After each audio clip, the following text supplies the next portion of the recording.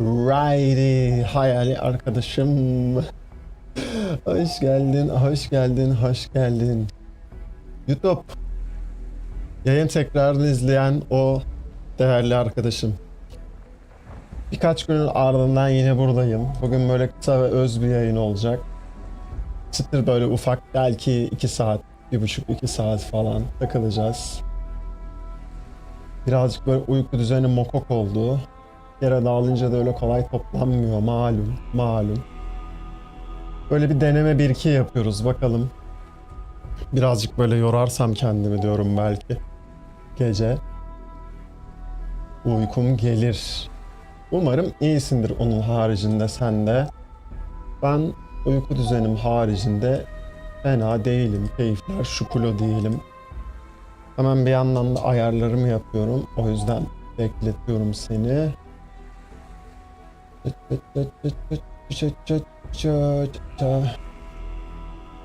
Evet. Evet. Hadi bakalım. Her şey yani. Bak yorgunluktan sesim çatlıyor sürekli. Aa, aa, bu uykusuzluk, bu yorgunluk bitirdi bizi. Ah. Olsun, tatlı yorgunluk diyelim, geçelim. Böyle yorgunluğa eyvallah. Böyle yorgunluğa eyvallah. Tatlı yorgunluk der geçeriz baba. Ekran yakalamam mı donmuş benim? Yok, tamam, donmamış. Okey. O zaman bir kaç gündür oyuna da girmiyorum bu arada yorgunluktan. Oyunu geç, bilgisayarı açamıyorum. Bir şeyleri toplayalım. Torn efficileri toplayalım. Yarına hazırlık yapalım. Normalde bugün yayın yoktu, biliyorsunuzdur. Pazartesi, çarşamba ve cumaları açıyoruz normalde yayın. Ama dedim ki pazartesi açmadım zaten. Fena bozuldu o gün. Yani hafta sonundan pazartesiye fena bir uyku kayışı vardı. Uyku kayması vardı diyeyim. Kayış ne ya? Dedim bugün telafi edeyim birazcık onu kısa bir yayınla. Hem de yarına hazırlık olur dedim. Öyle yapacağız. Farm atacağız bugün chill. Şey farm ama pestilence değil, direkt balık tutacağız, odun keseceğiz vesaire. Baştan sona harita farmı diyelim. Haritada gezineceğiz ya. Chillleyeceğiz abi bugün.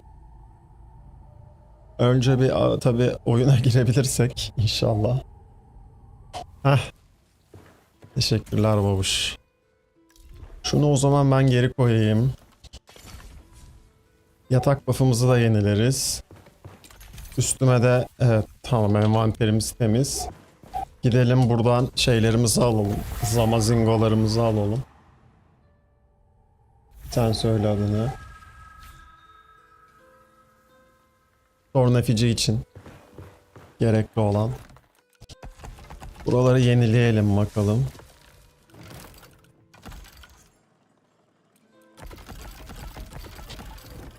Hmm. 4 tane bundan koy. 4 tane bundan koy abi. Full gümüş. Gümüş basacağız. En çok gümüş kullanıyorum çünkü. Gümüş. Taksim nasıl bu kadar az benim hala ya? Bridge de bayağı azalmış. Pine ve bridge'lere full tıklayacağız. Anlaşıldı.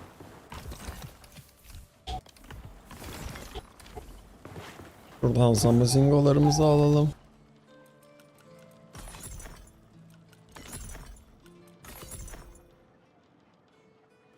Tamam. Gidelim pişmişleri koyalım. Koyamıyorum çünkü gümüşüm hiç kalmamış. Ben gümüşte niye sıfır çektim? Çünkü en son yay basıyordum yeni build için, doğru. O yüzden gümüşte sıfırı çektik. Ev buff'ımızı unutmadan yenileyelim. Biterken bir daha yenileriz. Hazır buradayken.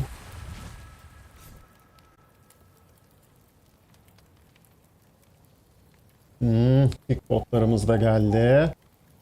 Bayağıdır çok geç uğruyordu. Çünkü botlarımız geldi erkenden. Şimdi. Önce buradaki efficileri alayım o zaman. Madem buradayım. Yukarı çıkayım şuradan direkt.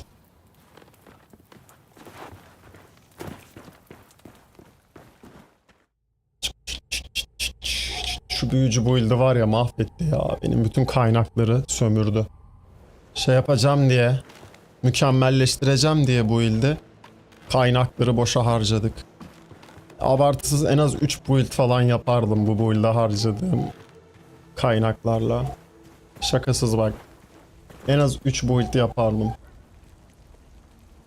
O da en az yani, en az. Böyle ben olarak yayını da açayım. Bunu unutmuşuz.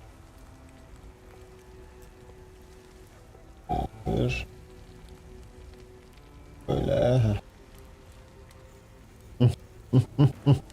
Bu arada YouTube'daki arkadaşlarım, eğer ki bu yayının tekrarı algoritmada karşınıza düşüyorsa kanalıma bir göz atın. Bu oyuna bir göz atın. Demek oluyor ki beni bu yayınla keşfediyorsanız eğer algoritma bu yayını, bu içerikleri sana uygun görüyor. Bir göz at demek oluyor. Şu sıralar birazcık etkileşimlerimiz de düştü. Birden fazla sebebi vardır tabii ki muhakkak ama biraz canlandırmak lazım. Yapabileceğim Türkçe içerikler için de varsa fikirleriniz yayının geçmişinde yorumlarda da yazabilirsiniz. Diğer videoların altına da yazabilirsiniz. Pek çok video çektiğimi düşünüyorum aslında öğretici açıdan. Daha ne çekebilirim pek bilmiyorum şu an çünkü oyun artık 1-0'a çıkacak yani. Bu saatten sonra öğretici olarak ne çeksem boş olacak. 1-0'ı beklemek gerekiyor. Temel ögelerle ilgili pek çok detaylı video, rehber video çektiğimi düşünüyorum artık. Ayrı bir oynatma listesi de oluşturdum zaten onunla ilgili. Oralara bakabilirsin arkadaşım. Ama senin aklına gelen bir sorun vardır, bir şey vesaire. Onları zaten yorumlarda da cevaplıyorum. Her zaman yazabilirsin yani. Şu sıralar böyle artık ben de birazcık baydım oyundan. Yayında böyle başka bir şeyler de oynamayı düşünmüyor değilim ama Allah buglandık. Algoritma işte o birazcık gözümü korkutuyor ya. Son zamanlardaki etkileşim düşüşünden de kaynaklı. Şimdi diyorum başka bir komple içeriye geçsem, oyuna geçsem algoritmaya tamamen cat vurabilir. Hiç risk almıyorum o yüzden. Ama belki deneyebilirim bir ara yayında başka oyunlar oynamaya. Belki. Çünkü videoların etkileşimleri fena değil. Ama YouTube yayın tekrarları, shortslar, onların etkileşimleri bayağı düşmüş durumda. Bilmiyorum neden acaba. Saat değişikliği falan da yapmadım çok gerçi ama herhalde bir durgunluk dönemi diyelim, geçelim ya. Öyle der geçeriz abi. Hayda. Ne bakmış kardeş bu da.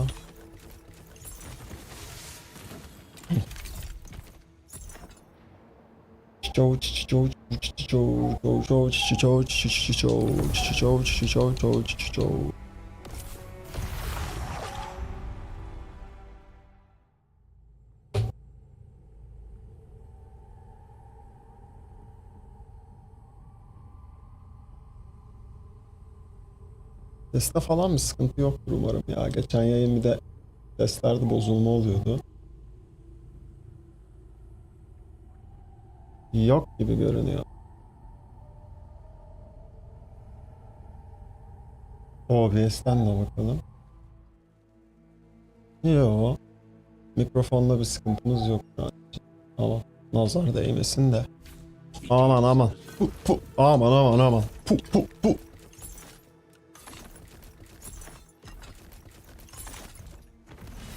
Bunları da aldık. Diğer realme hemen koşmaca.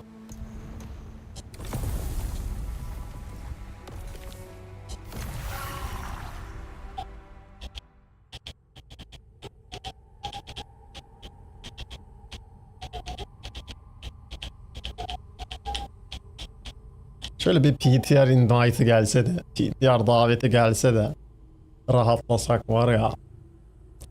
Çok sevinirim öyle bir şey olsa. Şu an çünkü artık şeyi de test etmek istiyorum. 1.0'da neler gelecek.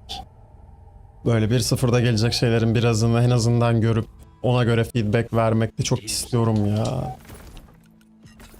Şu sıralar artık çünkü oyunla ilgili yapacak pek bir şey kalmadı yani. Build denemenin de çok manası yok. Hani içeriği canlı tutmak için yapıyoruz tabii ama zaten dengelemeler çok farklı bir hale geleceği için 1.0'da sınıf dengelemeleri olsun, silah dengelemeleri olsun her anlamda. Çok da bir anlamı yok şu anda build yapmanın, zaman ayırmanın. Ama bakalım. Bakalım.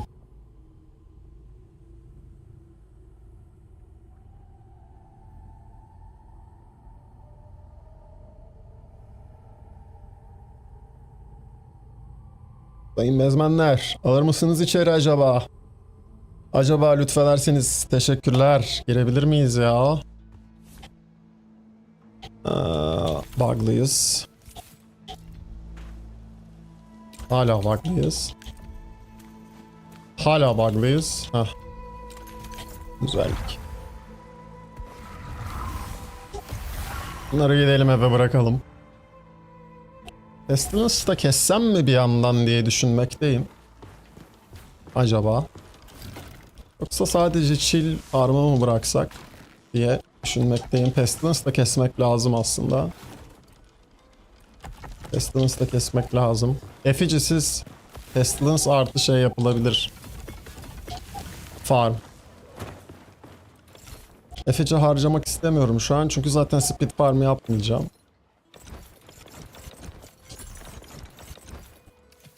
Evet. Efficisiz, normal, Pestilence artı farm atılabilir. Full artı full farm. Belki bir kere döneriz yeter. Olmadı 2 döneriz. Bak. Yetmedi. Öyle yapalım. Shallows'tan başlayalım bakalım. Deli gibi radyanta ihtiyacım var çünkü radyantlar yine sıfırı çekti neredeyse. Sen söyle adını. Sırf o yüzden haftaya şey yaptım ya. Hani birkaç kişi de soruyordu zaten. Erken oyun sonunda böyle hiç enchantment kullanmadan, ember falan harcamaya gerek kalmadan sadece taşlarla Crucible dönmek için bir build yaptım. Bu hafta yani önümüzdeki hafta sonu kanalda olacak. Bu hafta içinde yani. Ya tabii İngilizce oldu ama hop, şöyle sizi tekte alalım. O konuda da güzel bir haberim var abi. Hayali dostum sana. Birkaç hafta içinde kanala otomatik dublaj özelliği geliyormuş. Yani İngilizce videoları Türkçe dublajlı, işte Türkçe videoları da İngilizce dublajlı izleyebilecek artık insanlar. Bu güzel. Etkileşim açısından da güzel. Çünkü hem Türkçe hem İngilizce içerik yaptığımız için YouTube'da onun handikapını çok yaşıyorduk. İşte bu videolarında herkes İngilizce izlemiyor. Türk aboneler zorluk çekiyordu. Diğer çoğu içerik, yayın özetleri, yayınlar falan Türkçe. Yayın tekrarları Türkçe. Yabancılar onun sıkıntısını çekiyordu vesaire. Tabi yayın geçmişine ekleniyor mu bilmiyorum artık ama göreceğiz. Umarım etkileşimleri biraz olsun yükseltecektir bu durum. Faydası gelecektir, olacaktır diye ümidim var açıkçası. Şöyle bir repair atalım. Yalanla. Ve 3-5 farmda bir repair atalım. Pat pat pat.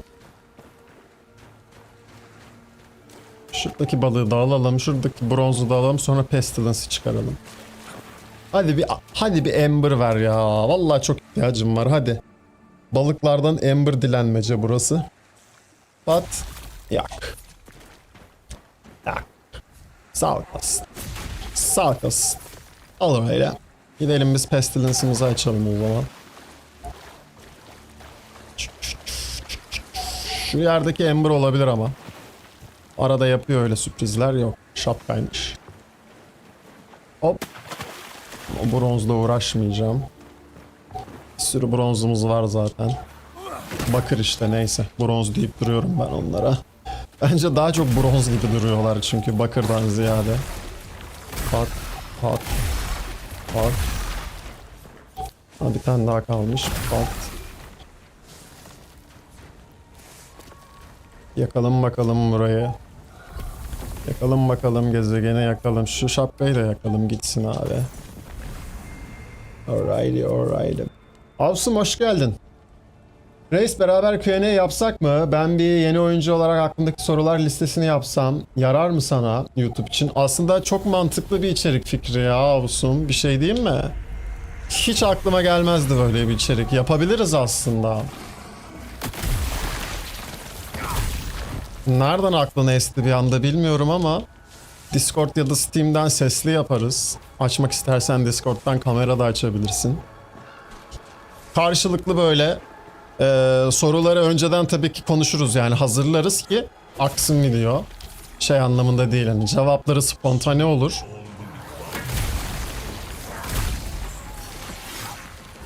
İşte 700 saat oynadım. Yeni oyuncuyla röportaj gibi, hani. İşte atıyorum 10 saat vs 700 saat gibi bir şey olabilir aslında. Sana da mı yarayacak? Sen de mi içerik üretiyorsun? O zaman güzel olabilir. Win-win. Çünkü bir şey, sen söyle adına. Yani izleyicinin aklına gelmesi şaşırtıcı, o yüzden şaşırdım ben de. Şimdi mantıklı oldu. Ben okeyim, çok okeyim böyle bir şeye bu arada. Çok okeyim. Ya zaten biliyorsun yani, ne kadardır yayınlara geliyorsun bilmiyorum. Nick'ini şeyden hatırlıyorum birazcık, YouTube'dan, ama yayınlarda da çok bilgi alışverişinin yanı sıra hani item alışverişi falan da yapıyoruz izleyicilerle, ama ben böyle içerik üretmek isteyen insanlara da teşvik ediyorum yani. Bence yapın. Yapmıyorsanız da, yapmayı düşünüyorsanız da düşünmeyi bırakın, yapın yani. Buradan diğer arkadaşlara da seslenmiş olayım. İçerik üretmiyor musun? Sağlık olsun. Ben içerik üretiyorsun sandım ya. Tabii canım, oyun içinde de yarar ve senin gibi düşünen, senin gibi oyunu yeni keşfeden insanların bakış açısından olacağı için o tür oyuncuların da işine bayağı yarar yani öyle bir video. O zaman sen Steam'de var mısın bilmiyorum ama Steam grubuna gel abi. Ünlem Steam. Bunu özelden konuşalım, kararlaştıralım. Allah. Sen şöyle bir tek ye. Gününü vesaire bu hafta sonuna yetiştirelim bu videoyu. Steam'de varsan tamam, ben seninle direkt iletişime geçeceğim abi. Hemen bir kontrol edeyim. Oradaki nick'in de aynıysa sanırım aynı o zaman. Doğru hatırlıyor isem eğer. Aynen, aynıydı. Tamam. Doğru hatırlıyorum, o sensin. Sensin, sen olan sensin. Bu hafta sonuna videoyu yetiştirmek için ben yarın sabah en geç, bu gece yayından sonra olmayabilir belki. Uyumuyor olursam bu gece de konuşabiliriz yayından sonra. Bugün kısa bir yayın olacak zaten.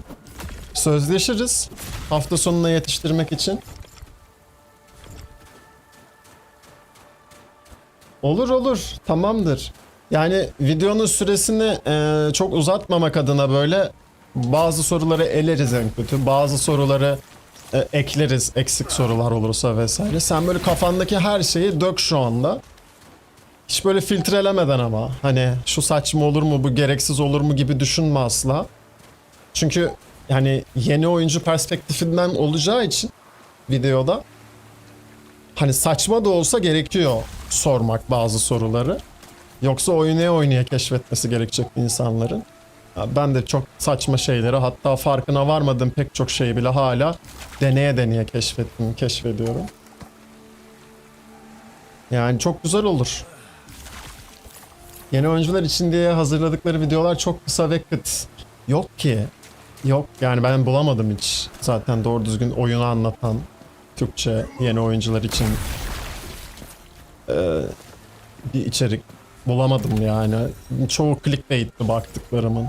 Şimdi kimseyi zan altında bırakmayayım. İsim bile hatırlamıyorum içerik üreticilerinden ama hep yani oyunla ilgili bilgi verdiler izlediğim çoğu videoda. İşte şöyle bir oyun, şu oyunu yapan şirket yaptı falan filan. Tamam, oyunun içeriği ama hani neye nasıl yapılıyor, mekanikler ne vesaire gibi bilgiler çok kısır dediğim gibi. O konuda çok bir şey yok. Bilgi yok çekilen videolarda. Biraz clickbait işte diyorum ya, o açıdan. Üzücü. Hani ben videolarımda mümkün olduğunca detaylı anlatmaya çalışıyorum. Şu ana kadar çektiğim şey videolarında. Öğretici rehber videolarında ama sıfır bir izleyici, sıfır bir oyuncu bakış açısıyla da çok yaklaşamadığım için mesela bazı şeyler karmaşık geliyor olabilir. Bu sefer de bilgi vermek isterken birden fazla bilgi bir anda alınca da tek bir videoda insanlar anlayamıyor olabilir. O yüzden bu içerik fikri gayet güzel ya. Ya şu an yabancı bir blog var zaten. Yani blog dediğim forumu var, official, resmi, yabancı. Onun haricinde de şu sitemiz var abi. Bu sitede zaten planner var, database var, işte build'ler var, efendime söyleyeyim. Aktiviteler varmış, vendorları anlatıyor. Bak yakında game mekanikleriyle ilgili, düşmanlarla ilgili falan şeyler de gelecekmiş. Bunlara hiç dikkat etmemiştim. Ama Türkçe değil tabii. Türkçe değil.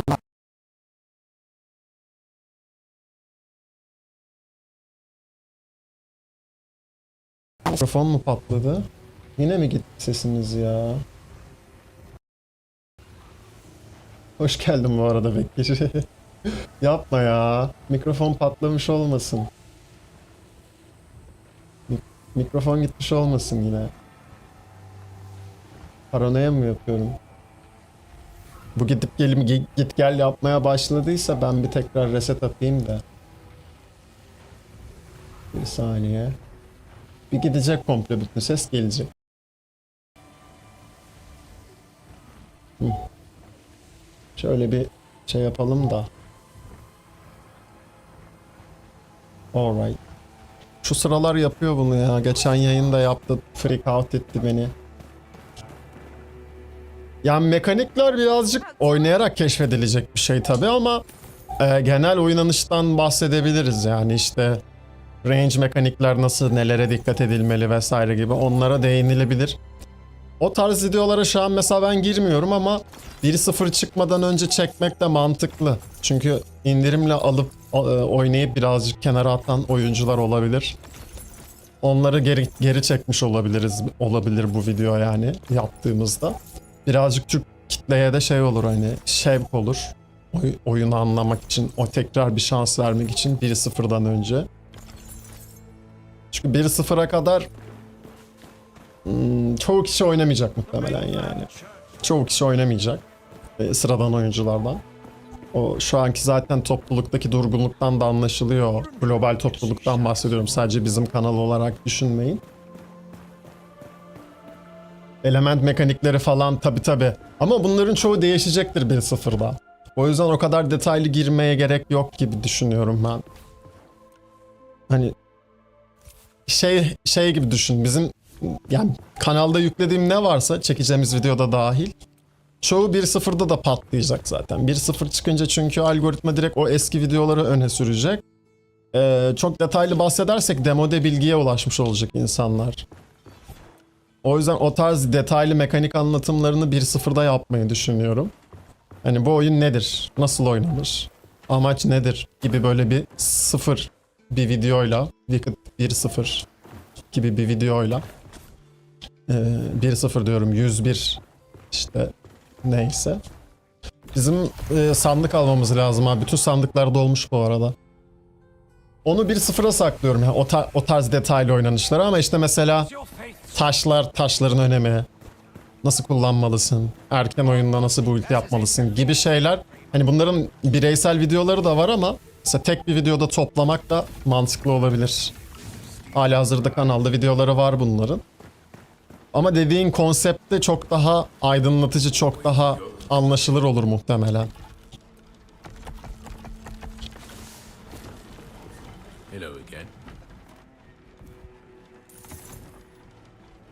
Sell değil buy diyeceğiz. Ne var? Consumable bu. Craftlayacağız mı mecbur? Abi çok gümüş harcıyor ama onlar ya. Ne yapacağız? Aşırı gümüş harcıyor abi. Of. Neyse 2 tane basabiliyoruz. Bas 2 tane. Gitti 18 gümüş gitti boktan yere. 2 tane sandık basacağız diye. Köpek gibi gümüş falan kasmamız lazım o yüzden. Bunları da alalım. Yerine demir koyalım. Işınlanalım. Önce sandıklarımızı koyalım eve. Ondan sonra gidelim üstümüzdeki materyalleri bırakalım. Yılmazcığım hoş geldin, hoş geldin. Eyvallah babuşum, eyvallah. Nasılsın? Keyifler yerindedir umarım. Nereye koyacağız sandıkları? Yukarı koyacağız artık. Aşağıda yer kalmadı. Ya bak mis gibi evi depoya çevirdik. Koca bir depo oldu ev ya. 1.0'da asıl evimi burası yapacağım. Dekorasyonu en güzel ev bura galiba. Yani mimarisi en azından en güzel ev burası diyeyim. Dekorasyon bize bağlı tabii ki de. Da yanına yapıştır. Böyle safları sıkılaştıralım.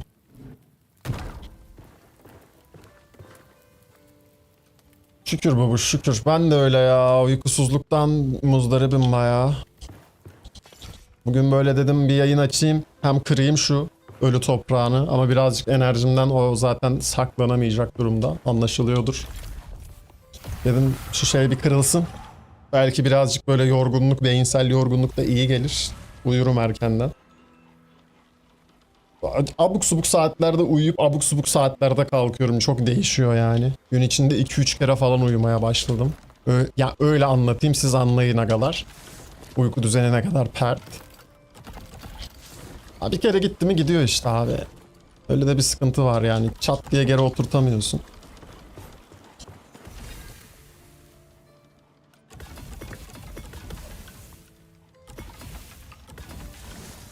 Hoş yani. Hep dediğim gibi onun da pek önüne geçemiyorum. Sen söyle adını. Ne denir? Böyle ayın döngüleri gibi. Bizim de uyku düzeni döngüleri var. Tabi dış etkenler de olunca daha da bir şey oluyor. Sen söyle adını.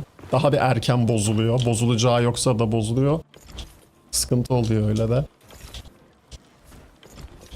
Bunun yeri nereydi? Bunun yeri bura mıydı? Yok, bura mıydı? Buraydı galiba. Yok, o zaman bura. Evet. Materyalleri de koyalım. Sonra ikinci haritadan devam edelim. Aynen öyle, aynen öyle. Çok takmıyorum ya. Toparlanır. İşte yayınları çok etkileyince biraz moralim bozuluyor abi. Algoritma nankör ya. Tekrar hatırlatalım buradan. YouTube. Algoritma için. Tamamen algoritma için. Eğer ki yayının tekrarını da izliyorsan veya şu an izliyorsan, beni bulduysan, yayını denk geldiysen hemen bir like abi. Hemen bir like. Ya abonelik, yorum tabii ki olur ama onlar olmasa bile bir like hemen böyle çıtırından çok makbule geçer. Çok iyi gelir. YouTube algoritmamızdaki etkileşimler son birkaç gündür böyle düşüşte. Son birkaç yayındır da öyle. Yani doğal tabii dediğim gibi yayının başında da oyunun artık ivmesi aşağı doğru. Herkes 1-0'ı bekliyor. Oyundan haberi olanlar da. O yüzden algoritma oyunu da pek pushlamıyor anladığım kadarıyla. Birazcık böyle sayılarla bakıyorum ben de rakamlara falan. Ne durumda diye. Yapışın. Hurra! Hurra!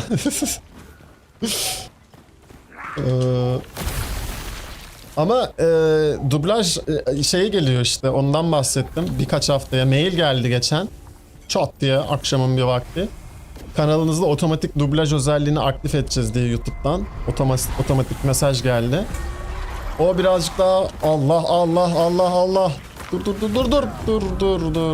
Dur. O birazcık daha yardımcı olacaktır ya. En azından global kitleyi de çekmek için. Çünkü şu an algoritmanın kafası muhtemelen ondan karışmaya da başladı. Hani hem Türkçe hem İngilizce yapıyoruz ya. Tahminimce onun da etkisi vardır. Yani çok da olmaması lazım. Çünkü YouTube her zaman içeriğe göre kitleyi bulur. Hani kanalı zaten belli içeriği. No Rest for the Wicked oynuyoruz. Kitlesini de içeriğe göre buluyor her zaman. İngilizce ise İngilizce, yabancı kitleye çoğunlukla vesaire.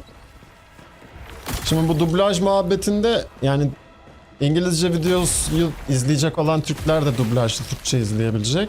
Türkçe videoları da yabancılar İngilizce dublajda izleyebilecek otomatik açarlarsa. Bayağı işime yarayacak o. Altyazıdan çok daha işlevsel bir özellik çünkü. Artık sesimi mi duydu YouTube? Ne oldu, neden oldu bilmiyorum. Nasıl açılıyor hiçbir fikrim yok ama sevindirici bir haber benim için yani. Normalde çünkü videolarda falan, bu videolarında bahsediyorum hep, izliyorsanız hatırlarsınız. Yani bir başta bir duyuru yapıyorum hani. Türk arkadaşlar varsa Türkçe altyazıyla işte veya diğer içeriklerimi izlemek isteyen yabancı arkadaşlar İngilizce altyazıyı açarak izleyebilir falan diye. Belki sürekli öyle bir duyuru yaptığım için YouTube algoritmasına da takılmış olabilir. Aynen öyle maşallah diyoruz, geçiyoruz abi, gerisine de çok karışmamak lazım. Geri kalan işte birazcık böyle şu an videoya abanmak sanırım aslında, yayından ziyade. O yüzden Avsum o video işini bu hafta sonuna yetiştirebilirsek çok mutlu olurum açıkçası. Yani boşluğunu bilmiyorum tabi ama aşırı iyi olur yani yetiştirebilirsek. Hafta sonu en azından ekstradan bir de böyle bir videoyla algoritmayı beslemiş olurum ben de kanal için.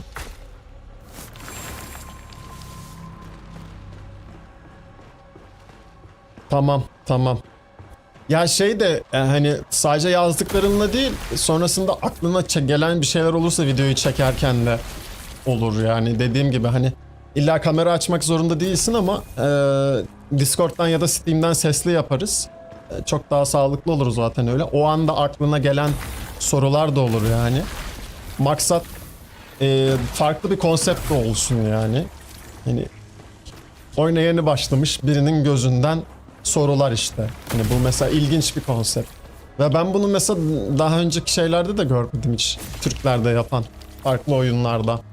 ARPG tarzı oyunlarda. Aslında çok güzel bir konsept. Belki de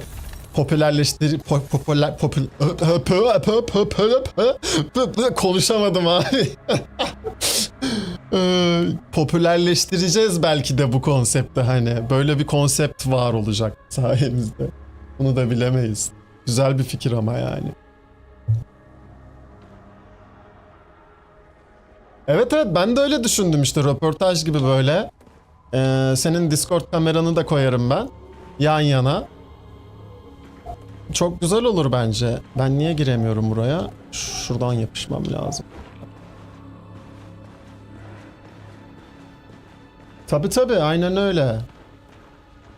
Yemek almaya çıkıyorum. Afiyet olsun babuşum, kolay gelsin.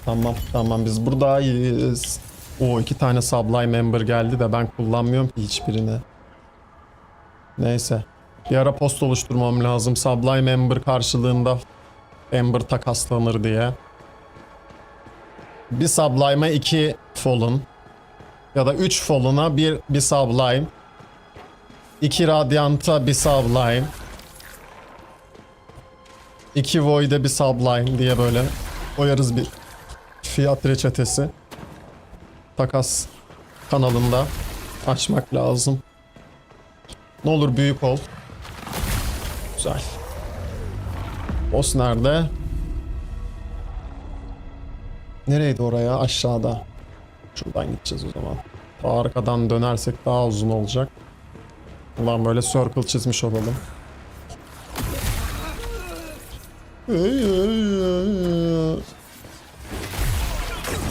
Abi yapma abi.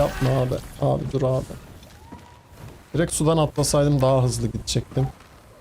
Unuttum onu, akıl edemedim.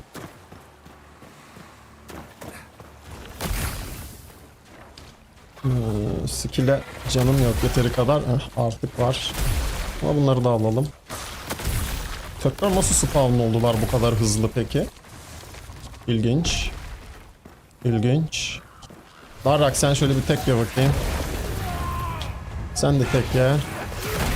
Ölme bilgisayarım, ölme ölme ölme. Ne olur abi, ölme ölme ölme. Envanter daha yarım. Orban Glade'i de kaldırırız. Hop Allah'ım. Abi ben gidiyordum ama ya. Gidene vurulur mu? Gidene vurulur mu arkadaşlar? Gidiyordum ben tam. Allah'ın adını verdik. Allah'a emanet dedik. Allah'a emanet ettik. Yapılır mı? Gel şimdi o zaman. Tak. Al. Bunu siz istediniz. Sizle bir derdim yoktu oysa ki. Hadi. Şimdi harbiden Allah'a emanetsiniz.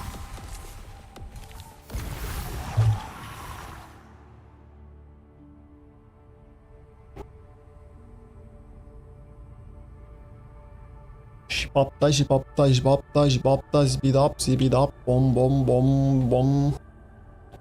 Zibidu zup zup zup zibibam. Kafamın içinde dönen kalktılar abi. Zimbap zimbap çiki bom bom bom zibi bop zibi bop bam tiki bam bam. Şimdi balıkları tutalım önce. Balık iyidir. At. Gelelim, burada da en az 2-3 balığımız vardı. Şuradan bir can toplayalım ama. Toplayamadık. Dodge atmaz mısın kurt? Eyvallah. Repair niye basamıyorum ben? Canım fullenmediği için. Okey. 2 balığımız var burada fix. Bir tane daha arkada 3. Bir de içeridekini tutarız. Orada da bir tane orada var. Bir tane orada 2. Akar gideriz. Shallows'taki 2 tane balık yerini unuttum galiba ya. Onları da alsam mı? Dönmeye çok üşendim ama alabiliriz gibi. Boşver. Başka zaman. O Shallows'takini buradakiyle telafi ederiz. Şu arkadaki 2 taneyle telafi ederiz. Şimdi oraya döneceğim süreyle, kaybedeceğim süreyle değmez. Yolumuza bakalım, biz ileriye gidelim abi. Boş ver. Şuradan da yukarı çıkalım. Otları toplayalım, mantarları toplayalım. Ver baba, ver.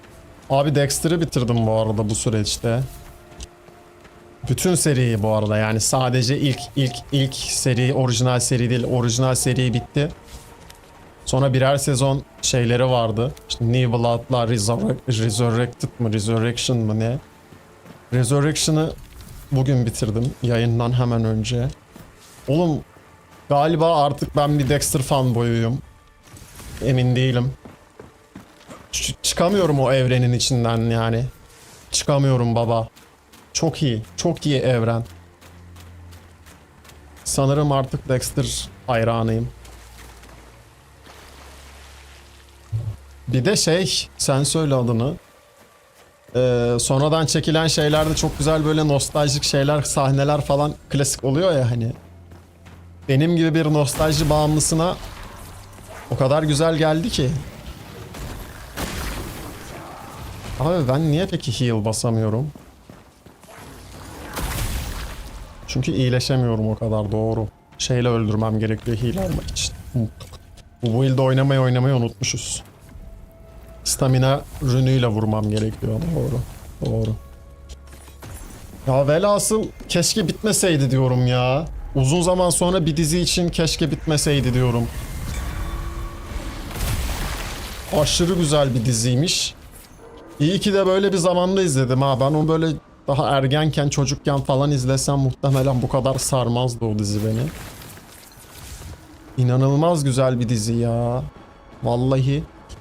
Hani yaşlı halleri bile böyle çok güzel. Çok hoşuma gitti. Abi düzelir misin? Abi ağzımdan abi çıkıyor bak. Tamam düzelmezsen düzelme ya.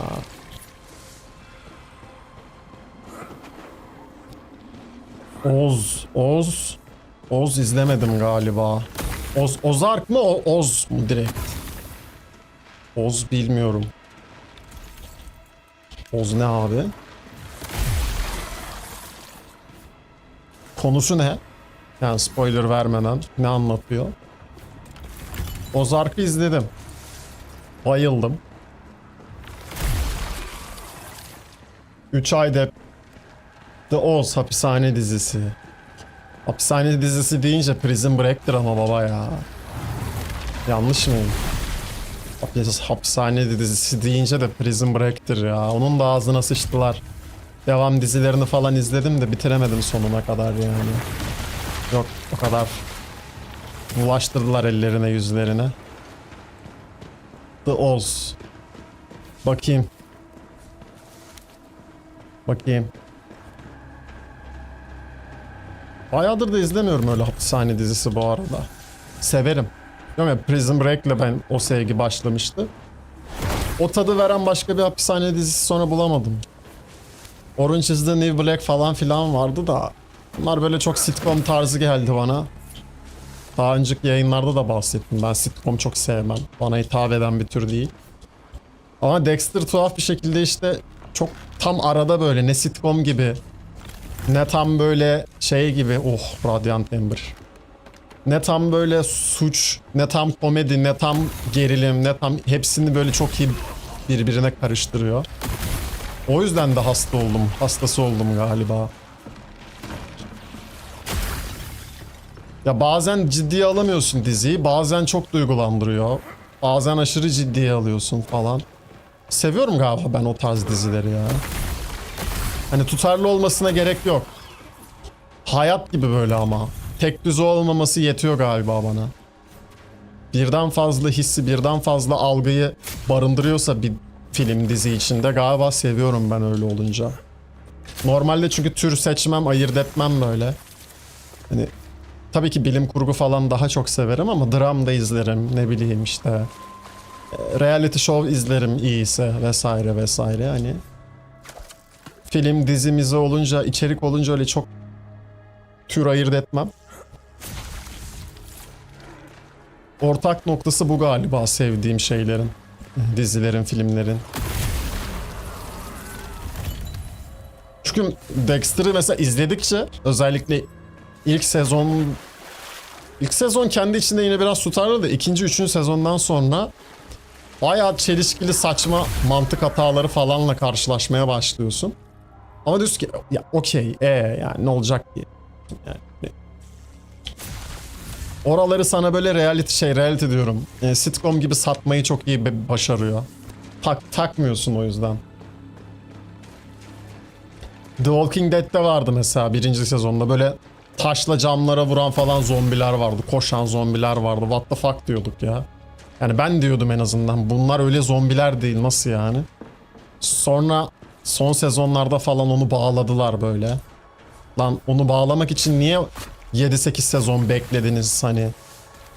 Halbuki bağlamak için götten uydurdular bir şeyler yani. Mesela öyle götünü toplamaya çalışan lore'u böyle sıçıp sıvamadan yapmaya çalışmak için o çabalar bana çok saçma geliyor. Onun yerine abi tutarsızlığını kabul et ama bokunu çıkartma hani. Onu dengeleyecek tutarlılıklar ekle içeriye. Ben ona daha okeyim. Dexter'da o var mesela. Mantık hatalarını görmezden gelebileceğin kadar da sana mantıklı şeyler sunuyor. O yüzden de okey ya kabul edilebilir yani bu mantık hataları. Onun en büyük mantık hatalarından biri ya bu spoiler değil o yüzden spoiler alert falan demeyeceğim. Adam anasını satayım bütün bir emniyet teşkilatının database'ini kullanıyor kendi çıkarları için. Hiç mi yıllar boyunca şeyleri demiyor kardeş sen bu database'de nasıl bu kadar rahat gezebiliyorsun? Ne işin var diye hiç mi bir amiri sorgulamıyor yani? Gerçek hayatta öyle bir şey mümkün değil mesela. Değil yani her şeyin kaydı kuydu tutuluyor çünkü. Dijital ve analog fark etmez yani. Oğlum ben Apple'da çalışıyordum. Orada bile hani özel şirket. Senin yaptığın her hareketin kayda tutuluyordu yani bilgisayar üstünde. Şeyden bahsediyoruz. Devlet kurumundan bahsediyoruz. Yani özel şirketlerde o kadar katı olan şey devlet kurumlarında nasıl o kadar katı olması? Blacklist. Blacklist tanıdık geliyor. Ama izlemedim galiba. O da böyle politik bir şey miydi?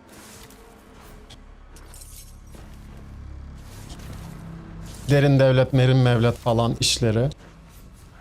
Öyle kalmış isim aklımda. Bir dönem böyle çok bakardım çünkü. Lise dönemlerinde falan. Eğer o kadar eski bir dizi değilse zaten alakam yoktur ama ismi öyle bir tanıdık geldi. Böyle Suits falan vari bir şeyi andırdı bana.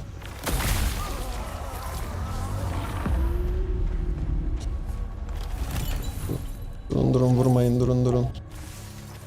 Bak. Bak. Suç gerilim. Hatırlamıyorum. Allah. Yani tip görsel olarak hatırlamıyorum ama isim tanıdık geliyor bir yerden. Muhtemelen bir yerlerde bakmışımdır, karşıma çıkmıştır. Selam Vox'cum, hoş geldin Vox. Hoş geldin, hoş geldin. Heyecanlandım. Nerelerdesin abi? Özlettin kendini. Dilim sürçtü. Hoş geldin. Dark Matter tavsiye ederim eğer bilim kurgu tarzı seviyorsan. Dark Matter. Şu sıralar çok bilim kurgu havamda değilim ama aklımda bulunsun. Uf, Black Pearl, Indira Gandhi, Akçebe. Bozköprü'de galiba. Yok. Köprüde değil, üst katta. Dışarıdan çıkacağız.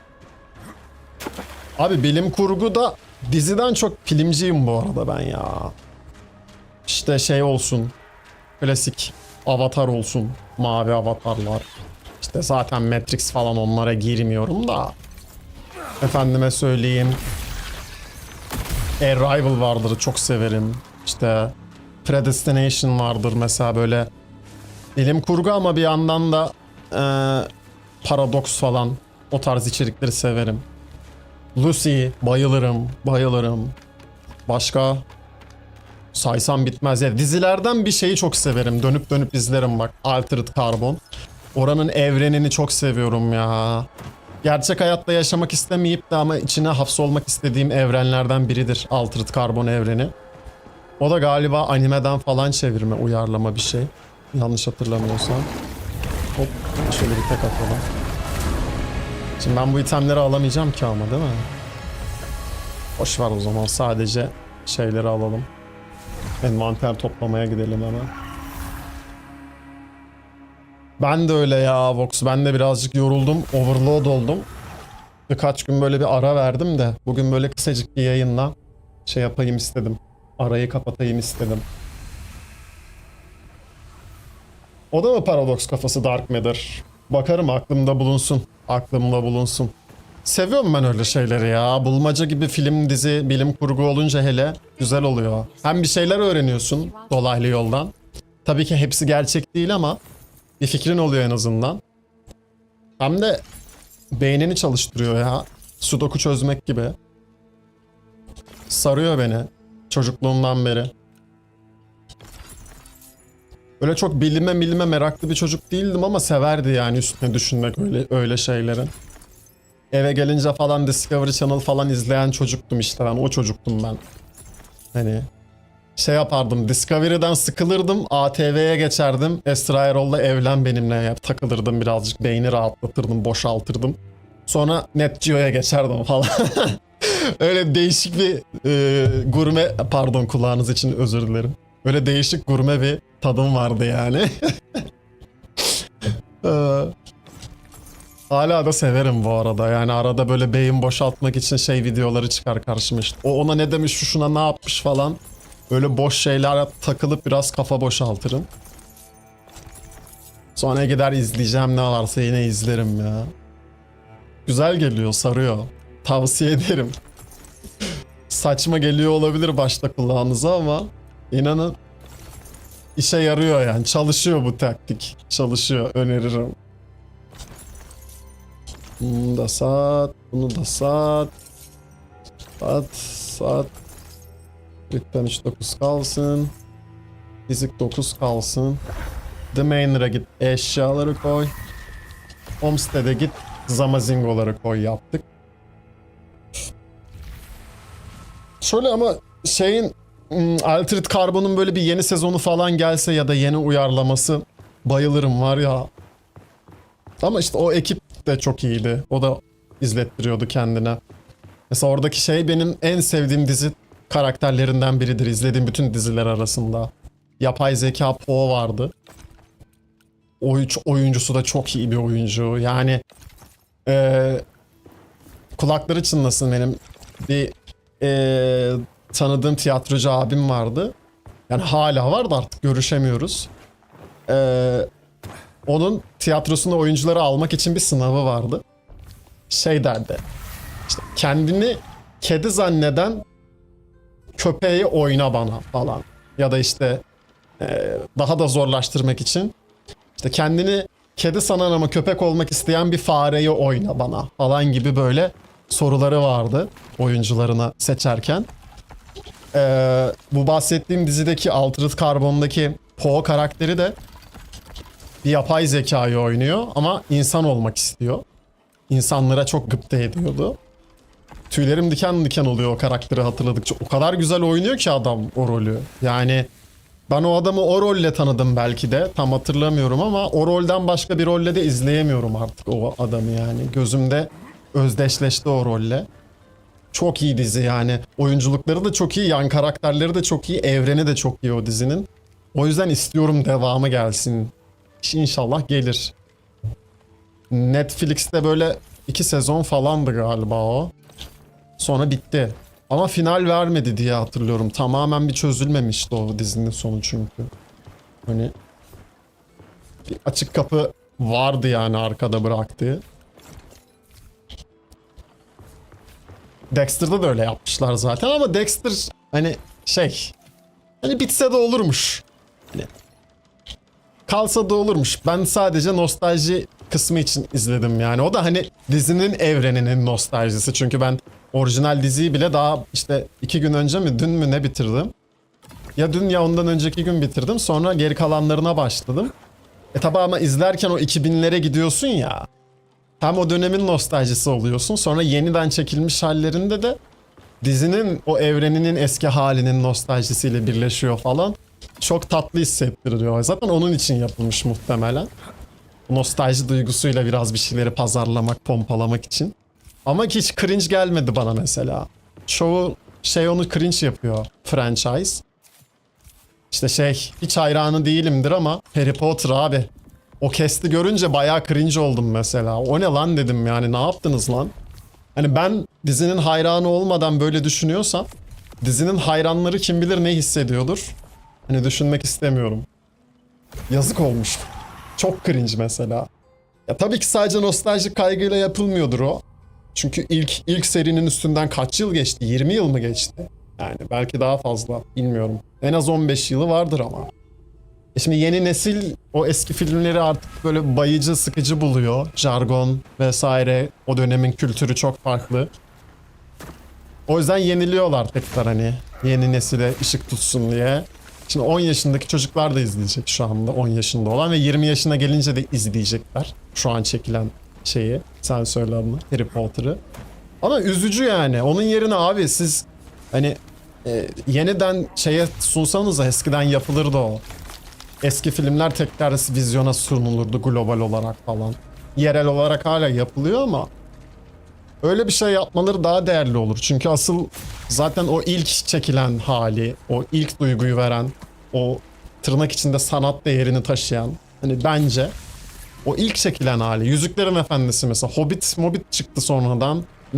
Hani tamam dedik ama yok yani, ben o ilk üçleme dışında benim için Yüzüklerin Efendisi istediğin kadar genişlet o evreni. O hissi asla vermeyecek yani.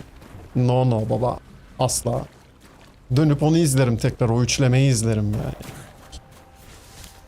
O devrin de şeyi başkaydı çünkü. Sen söyle adını. Ateşimizi yakalım bu arada.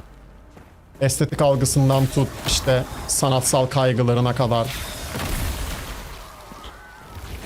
Şimdi aynı hissi yakalayamazsın ki bu dönemde.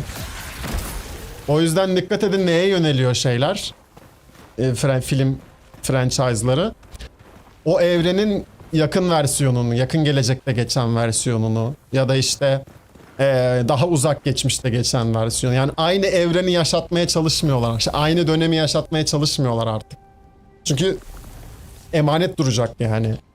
Ya çok daha geçmiş dönemini anlatmaları lazım. Ya da çok daha ilerisi dönemini artık. Öyle yapıyorlar.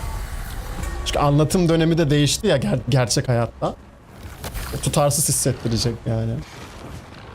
Oo, kolay gelsin Avsumcum. Teşekkür ederim. Teşekkür ederim. Sana da kolay gelsin. İyi mesailer olsun. Abi gece vardiyası zordur. Kolay gelsin. Yani ne iş yaptığını bilmiyorum ama hangi iş olursa olsun gece vardiyası zordur. Kolaylar diliyorum sana o yüzden. İnsanın biyolojik olarak dinlenmek istediği saatte çalışması big respect abi. Nasıl tek attı lan o bana? Allah Allah, ilginç. Allah Allah.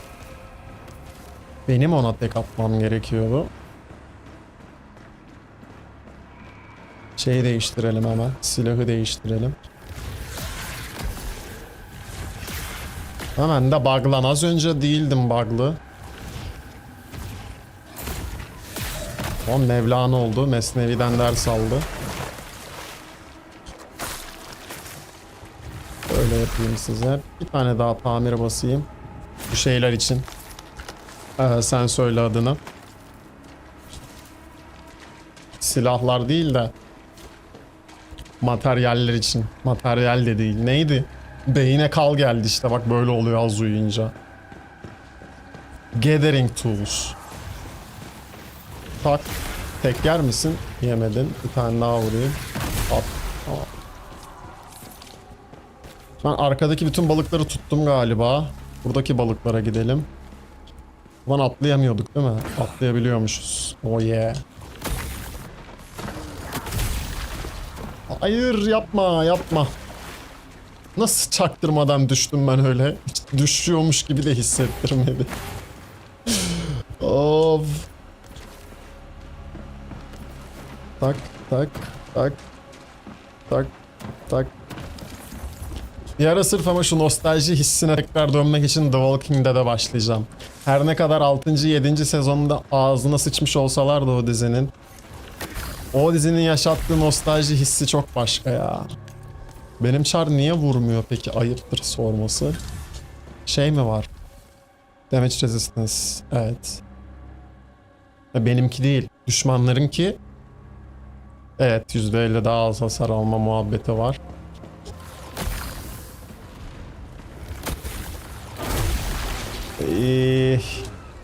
Ay nefret ediyorum şu debuff'tan. Nefret ediyorum. Gerçi alışmayalım. 1-0'da zaten tek atamayacağız hiçbir şey artık bu seviyelerde. Build de değiştirsem mantıklı aslında. Sırf o yüzden. Birazcık farklı boyutlar oynasak daha iyi. Neyse, şimdi dereyi geçerken at değiştirilmez aga. Bugün bununla oynayalım da yarın falan artık Haşhaşi build ile oynamaya devam ederim. En azından daha eğlenceli abi Haşhaşi build'i. Bunda şimdi arada tek atamıyorsun böyle debufflardan dolayı falan, can sıkıyor, böyle realiteyle yüzleşiyorsun. Sevmiyorum onu. Realiteyle yüzleşecek olsam one shot mage yapmam abi. Değil mi? Ben o delüzyonel dünyamda yaşamak istiyorum, her şeyi tek atabildiğim hala.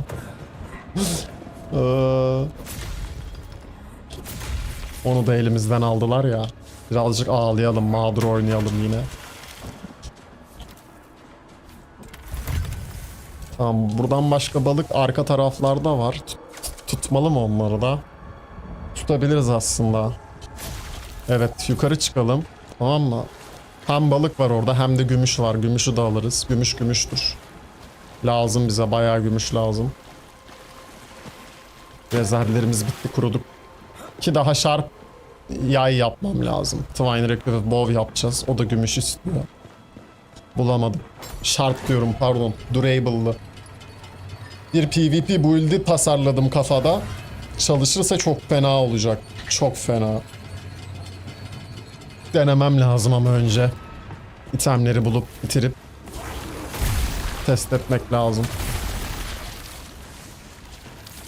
Ben de benden sonrakinde fan build yapacağım. 2 tane one shot yaptım yeter. Öbür türlü zorlama oluyor. Boşa materyal ve ember harcıyorum. O yüzden baydım biraz da şu an oyundan. Katılıyorum. Katılıyorum. Benim de oyundan soğuma sebeplerimden biri o şu anda. Boş yere böyle materyalleri tüketmiş olmamın getirdiği o bıkkınlık var yani. Bunu bir süre reddettim ama yok abi. Geceleri uyurken kafamdan çıkmıyor bu pişmanlık. Aa. Bir yandan da hani alttan şu gerçeği hatırlatıyor. 1-0'da da böyle kalacaksa her şey, item yapmak çok kanser olacak abi. İtem demeyeyim de build yapmak aşırı kanser olacak. Hayırlısı. Umarım Exalt'a bir çözüm getirirler de bu kadar kanser olmaz Exalt en azından. Haydi. Nasıl tekrar çıkacağız oraya? Buradan çıkacağız.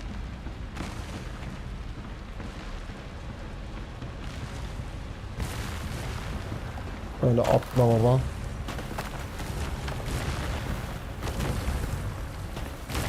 Buradan çıkış yok daha. Şöyle sağ, sol. Tamam. Buradan şöyle kaydır. Sandıkları alacağım baba. Nimet. Nimet bunlar, nimet. Hop, ayak artı kağıt. Mis gibi. Kafa kağıdı. Buradan çıkış. Vardı diye hatırlıyorum.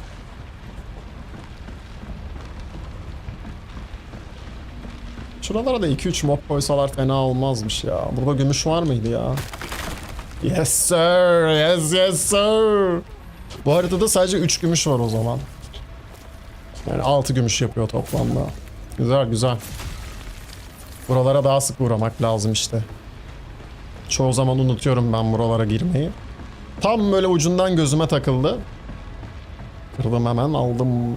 Hemen. Şöyle bir repair atayım ben. Malık attık, farm attık. Tamir basalım. Bundan da şunu tekleyebiliyor muyuz bakayım.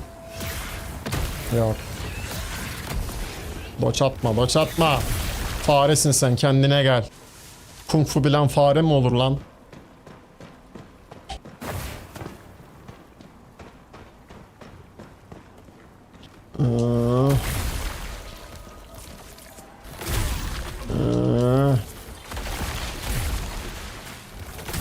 Oh shit. Pat.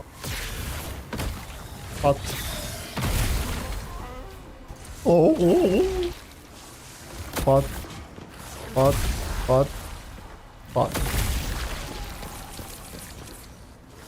Şunların lootunu alayım da iplik miplik çıkıyor. Onlar da lazım biliyorsunuz. Gerisiyle çok işimiz yok. Lan geri içeri girmemiz gerekecek gerçi. Yok, aşağı inelim, oradaki balıkları da tutalım. Şuradaki zamazingoları da alalım. Dur, uçma lan, uçma. İn aşağı, in. Aşağı. Burada kanat manat vardır. Dur, yanlış tuş. Pençe verdim. Yok, kafaymış. O nasıl kafa be? Pençeye benziyor tipi. Zınk. Buradan otları topla abi. Perşembe pazarı bura. Her türlü ot var. Tak.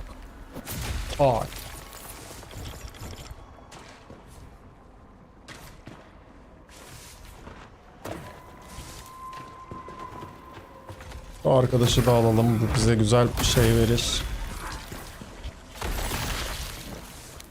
Gel lan. Ya hak dedik. Geldik balık. Kanka. Dur be.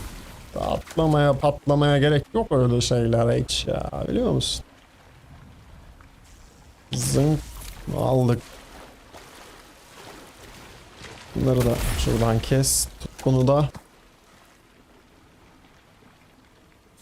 Zınk. Bir repair bastık. Bu öldürüp bir tane daha repair basmamız lazım.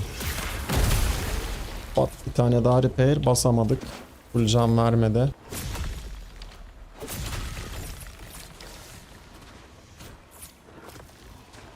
Şu arkada da balık vardı diye hatırlıyorum.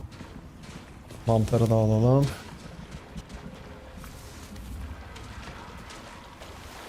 Yes, yes sir. Bu kadar. Başka da balık yok diye hatırlıyorum burada. Mağaradaki içeridekileri tuttuk. İkinci mağarada da vardı galiba ama ikinci mağara vardı burada. Doğru. Şöyle bir repair.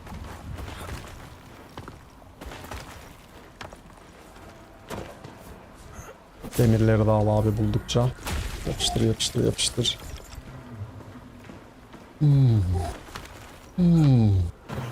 Oh no. Oh no.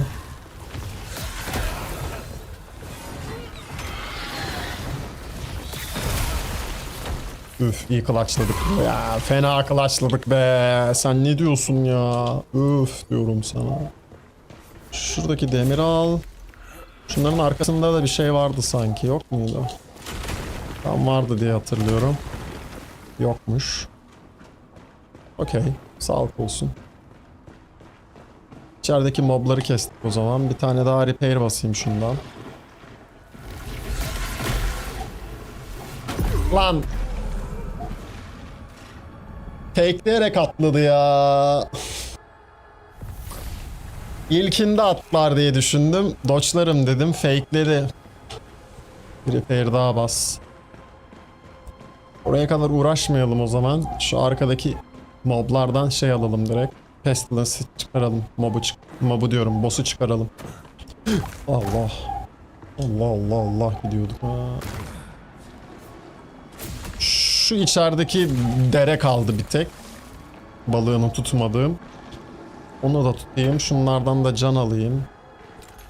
Bug'lı. Hedef alamıyorum. Kankam düzel be. Düzelmiyor. Güzel. Ha düzeldi. Yok kurt bug'lı. Siren düzeldi mi? Siren de bug'landı. Ha, kurt tut tamam. Kurt bağla.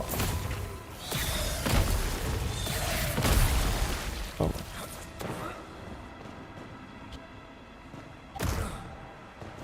Pat. Götürgeçlerini de alalım. Ha, alamıyoruz bug'lılar. Öyle alırız biz de. Gel buradan şuna tek at. Zang. Lan buna tek at. Gel sonra buradan demiri al. Bunları iyi takip et. Bunlar gizli noktalar bak burada. Saklanıyor. Almanı bekliyor seni. Sonra buradan aşağı iniyorsun. Balık vardı diye hatırlıyorum burada. Ekstra. Burası ikinci mağara. Hep karıştırıyordum ben burayı. Sen de karıştırabilirsin. Bura baştakinden farklı. Bura ikinci mağara. Burada da balıklar var. Bak. Bunları da tutuyorsun. Bayağı balık konusunda zengin bu haritada ya. Oh Fallen Ember'ı da indirdikçe be. 3 tane varmış burada da mesela. Haritanın girişinde de var 3 tane. Onları almadım galiba ben. Aldım mı ya? Bunları almamış olabilirim ha. Haritanın başındaki mağarayı balıklarını tuttuk. Dışındakileri tutmadık galiba. Ya böyle bir salaklık yaptım ben ya. Dur bakacağız birazdan. Geri nasıl çıkıyorduk buradan? Geri çıkmayı merdivenle mi tekrar? Evet. Okay. Buradan haritanın başına doğru yürürüz o zaman. Mobları da keseriz bir yandan. Sonra haritanın başından sonuna ışınlanırız tekrar boss'u kesmeye. Aynen. Bence güzel plan. Gayet güzel plan. Şurada bir yerde daha demiri vardı diye hatırlıyorum ama yokmuş. Nurest. Lan! Bu bug'ın sevmediğim yanı da bu. Bir anda kendi kendine düzeliyor bug. Vurmaya başlıyorlar sana ya. Kendim düzeltmiyorum artık. Üşeniyorum. Çünkü zaman kaybettiriyor kendim düzeltmeye çalıştıkça. Envanteri açıp kapatana kadar mob'u keserim zaten hani. O kafa. Saçma sapan bir bug ya. 2 yıldır olması birazcık sinirimi bozdu. Tamir alalım. Dua edelim şimdi aşağıda mob olsun bir tane. Var. Yanlış skill. Heh. Tek atmaz muhtemelen ama bir canı kalır. Aynen. Şunu da Allah abi. Bir repair daha basayım garanti olsun. Lan nereye gidiyorduk? Hah bura. Bura mıydı? Yok bura. Bura değil. Yok bura değildi geleceğim yer. Tak. Tak. Tak. Neyse buradaki moba ölmüştük zaten. Şurada ot var. Ot da lazım. Alırım. Demiri al.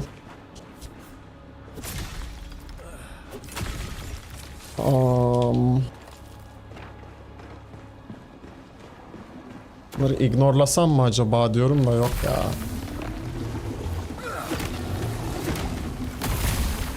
Bizi şöyle bir nuke'layacağım agalar. Uğraşamam. Voices in my head diyorsun. Seni de aldık. Sulu kısım buraydı diye hatırlıyorum. Yes, yes, yes sir. Buradaki balıkları tutmadığıma eminim. Değilmişim. Tutmuşum. Haberim yok. O zaman direkt dışarıdaki mobları da keselim. Şu kenarda. Ondan sonra boss'a gidelim. Farmlayacak bir şey kalmadı. Demirlerin hepsini almaya çok üşeniyorum. Gerek yok o kadar.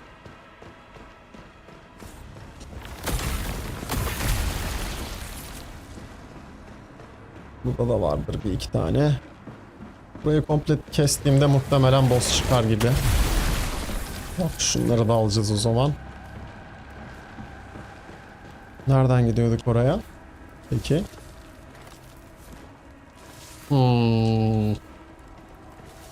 Bir çıtır kal gelmiş olabilir şu anda. Çıtırdan. Sandığımızı alalım. Bir beynimizi resetleyelim. Sandıktan bir buff alalım. Mental buff. Bir dakika. Ne diyorsun? Yoksa. Parkur. Ezio. Hadi oğlum. Hadi oğlum. Aha. Bir şeyler oluyor. Büyü müyü yapmaya başladı Char. Step bro. I'm stuck. Okey. Çözdük. Bir daha bulaşmam. Kırmayalım oyunu. Oyunu bozmayalım, kaşınmayalım.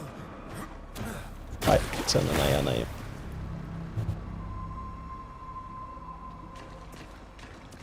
Şeyden dolayı ya Vox. Şu enemies take 50% less damage at high health.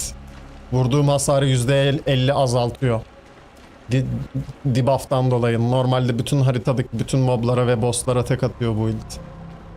Pestilence'den bahsediyorum. Ama %50 hasar azaltma debuff'ı geliyor bazen. O zaman atamıyorsun. O da şeyden dolayı atamıyorsun. Execute tek vuruşlu skill'lerde çalışmıyor. Execute edebilmen için önceden plug etkisi uygulaman lazım ama tek vuruşlu skill'ler hasarı vurup plug uyguluyor ya. Plug'ı uyguladıktan sonra hasar vurmadığı için tek atan execute'ü çalıştıramıyorsun yani. Bak execute olmuyor, bir canı kalıyor, görüyor musun? Eğer execute çalışsa ya şu skill'le çalışıyor mesela bak. Tak birden fazla vuruyor çünkü. Ama tek vuruşlu skill'lerde execute çalışmadığı için minicik canları kalıyor. İnfaz etmiyor yani. Normalde infaz etmesi lazım. Çok saçma bir mekanik bence. Lightning nasıl tek atarken tek atmadan önce prokluyor. Lan dur, suikast çekecek bana namussuz. Shock build up etkisini, yani o elektrik hasarı patlıyor ya be.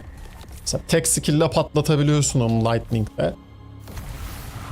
Ama Plug'da tek skill'le execute atamıyorsun. Ki çok saçma yani. Büyük haksızlık da. Bence. Galiba teşvik etmek için yapıyorlar insanları. Plug'ı ateşle birlikte oyna.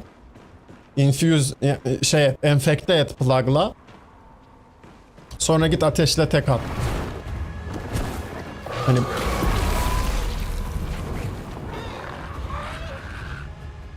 bastım ben o doça. Çünkü neyse plug enfekteli düşmanlar daha fazla ateş hasarı alıyor. Aynı zamanda execute de ekliyorsun. Önden bir tane plug breath at mesela. Direkt infection'ı yedi zaten. Üstüne bir tane en yüksek vuran fire skill'ini at. Tek yer direkt. Evet, saçma. Saçma. Ya işte insanlar birden fazla combo yapsın. Efendime söyleyeyim. Birden fazla elementi kullansın diye.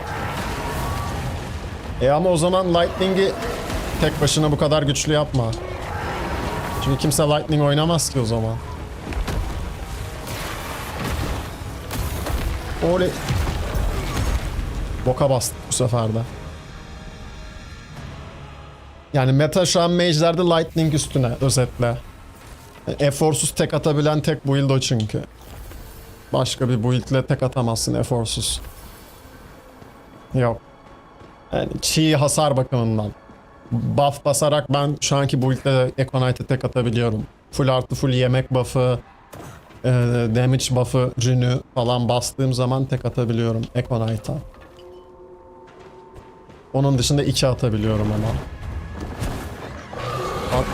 Abi bak, karakter animasyona giriyor, dodge'a atmıyor. Böyle bir saçmalık olabilir. Delireceğim bak. 2 oldu bu. Basıyorum. Animasyona başladığını görüyorum, dodge'a atmıyor. Delirtiyor beni ya şu aptal bug. Özellikle kuşta çok oluyor bu. Diğer bosslarda denk gelmiyorum, kuşta çok oluyor bu. Aptal saçma bir bug. Vallahi basıyorum yani. Ekranda nasıl görünüyor bilmiyorum ama basıyorum. İlla double jump mı atalım ya?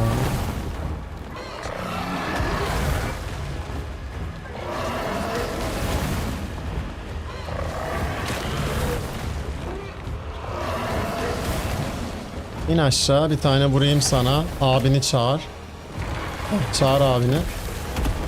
Onu çağırsana abini. Abini çağır, abine. Heh. Sen git şimdi. Lan! Nereye attı skill'i? Allah'ın cezası. Sizi ben şöyle bir tekleyeyim de hadi Allah'a emanet olun. Yeter, sen de git. 2 tane loot alacağız diye girdiğimiz hallere bak. Düştüğümüz hallere, yaptığımız kepazeliklere bak. Bol bastı çektiriyorlar bize ya. Acerman! Hoş geldin. Yakışıklı ve zeki Elon Musk gibi olmak istiyorsan önce yakışıklı ve zeki bir baban ve annen olması gerekiyor. Annenin yakışıklı olması şart değil ama zengin olması şart veya nüfuzlu. Sonrasında Elon Musk gibi olabilirsin istediğini yaparak. Onun haricinde yakışıklı ve zeki Elon Musk gibi olacak bir çocuğa sahip olabilecek bir hayat inşa edebilirsin be kankam. Harici biraz zor gibi. İmkansız değil ama çok zor gibi. Böyle bir düzende, böyle bir hayatta. Biraz da acı gerçekler.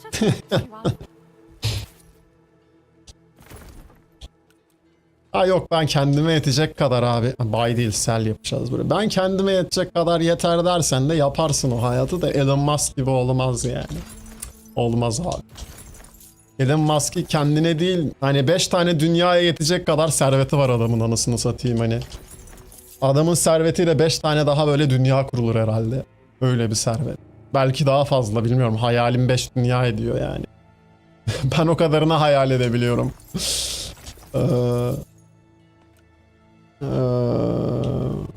Dursun 33 fena değil. Masat.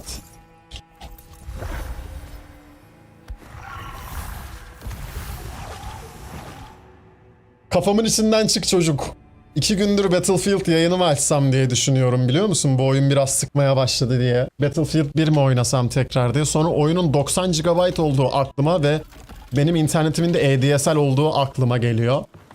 Battlefield oynasam da izlenir mi bilmiyorum. Yani Türk sayfa muhakkak izler ama algoritma videoları sadece Türklere önermeye başlarsa kanalı kötü etkileyebilir diye düşünüyorum ya. O yüzden hem İngilizce hem Türkçe içerik yapıyorum şu anda.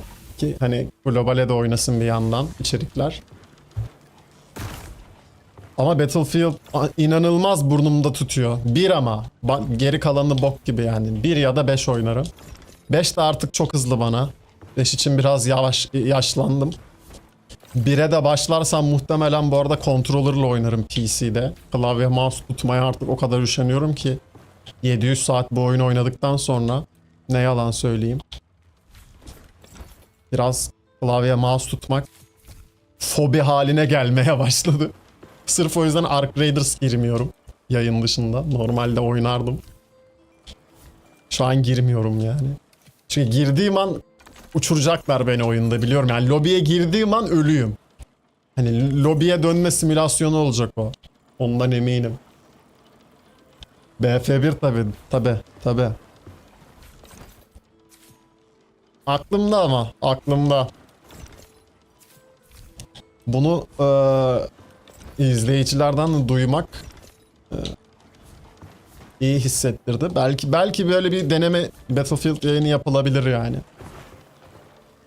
Emin değilim ama. Emin değilim. Abi YouTube algoritması her yıl en az 3-5 kere değiştiği için şimdi bilemiyorum ki nasıl tepki verecek. Yani Battlefield da aslında yeteri kadar niş bir oyun sayılır ama çok farklı iki kitle ya bir de. Hani biri ARPG Souls-like kafası bu oyun. Biri tamamen FPS yani tamamen. O yüzden bir çıtır riskli. Bir çıtır. Ben de özledim ben de. Köpek gibi oynardım bu arada ya. Övünmek gibi olmasın arkadaşlar da. Fena oynardım ya. BF1 o kadar iyi oynamazdım bu arada ama BF5'i fena köpeklerdim. Fena köpeklerdim yani. Öf. Öf diyorum size. Özlendi. Bayağı özlendi abi. Bayağı özlendi.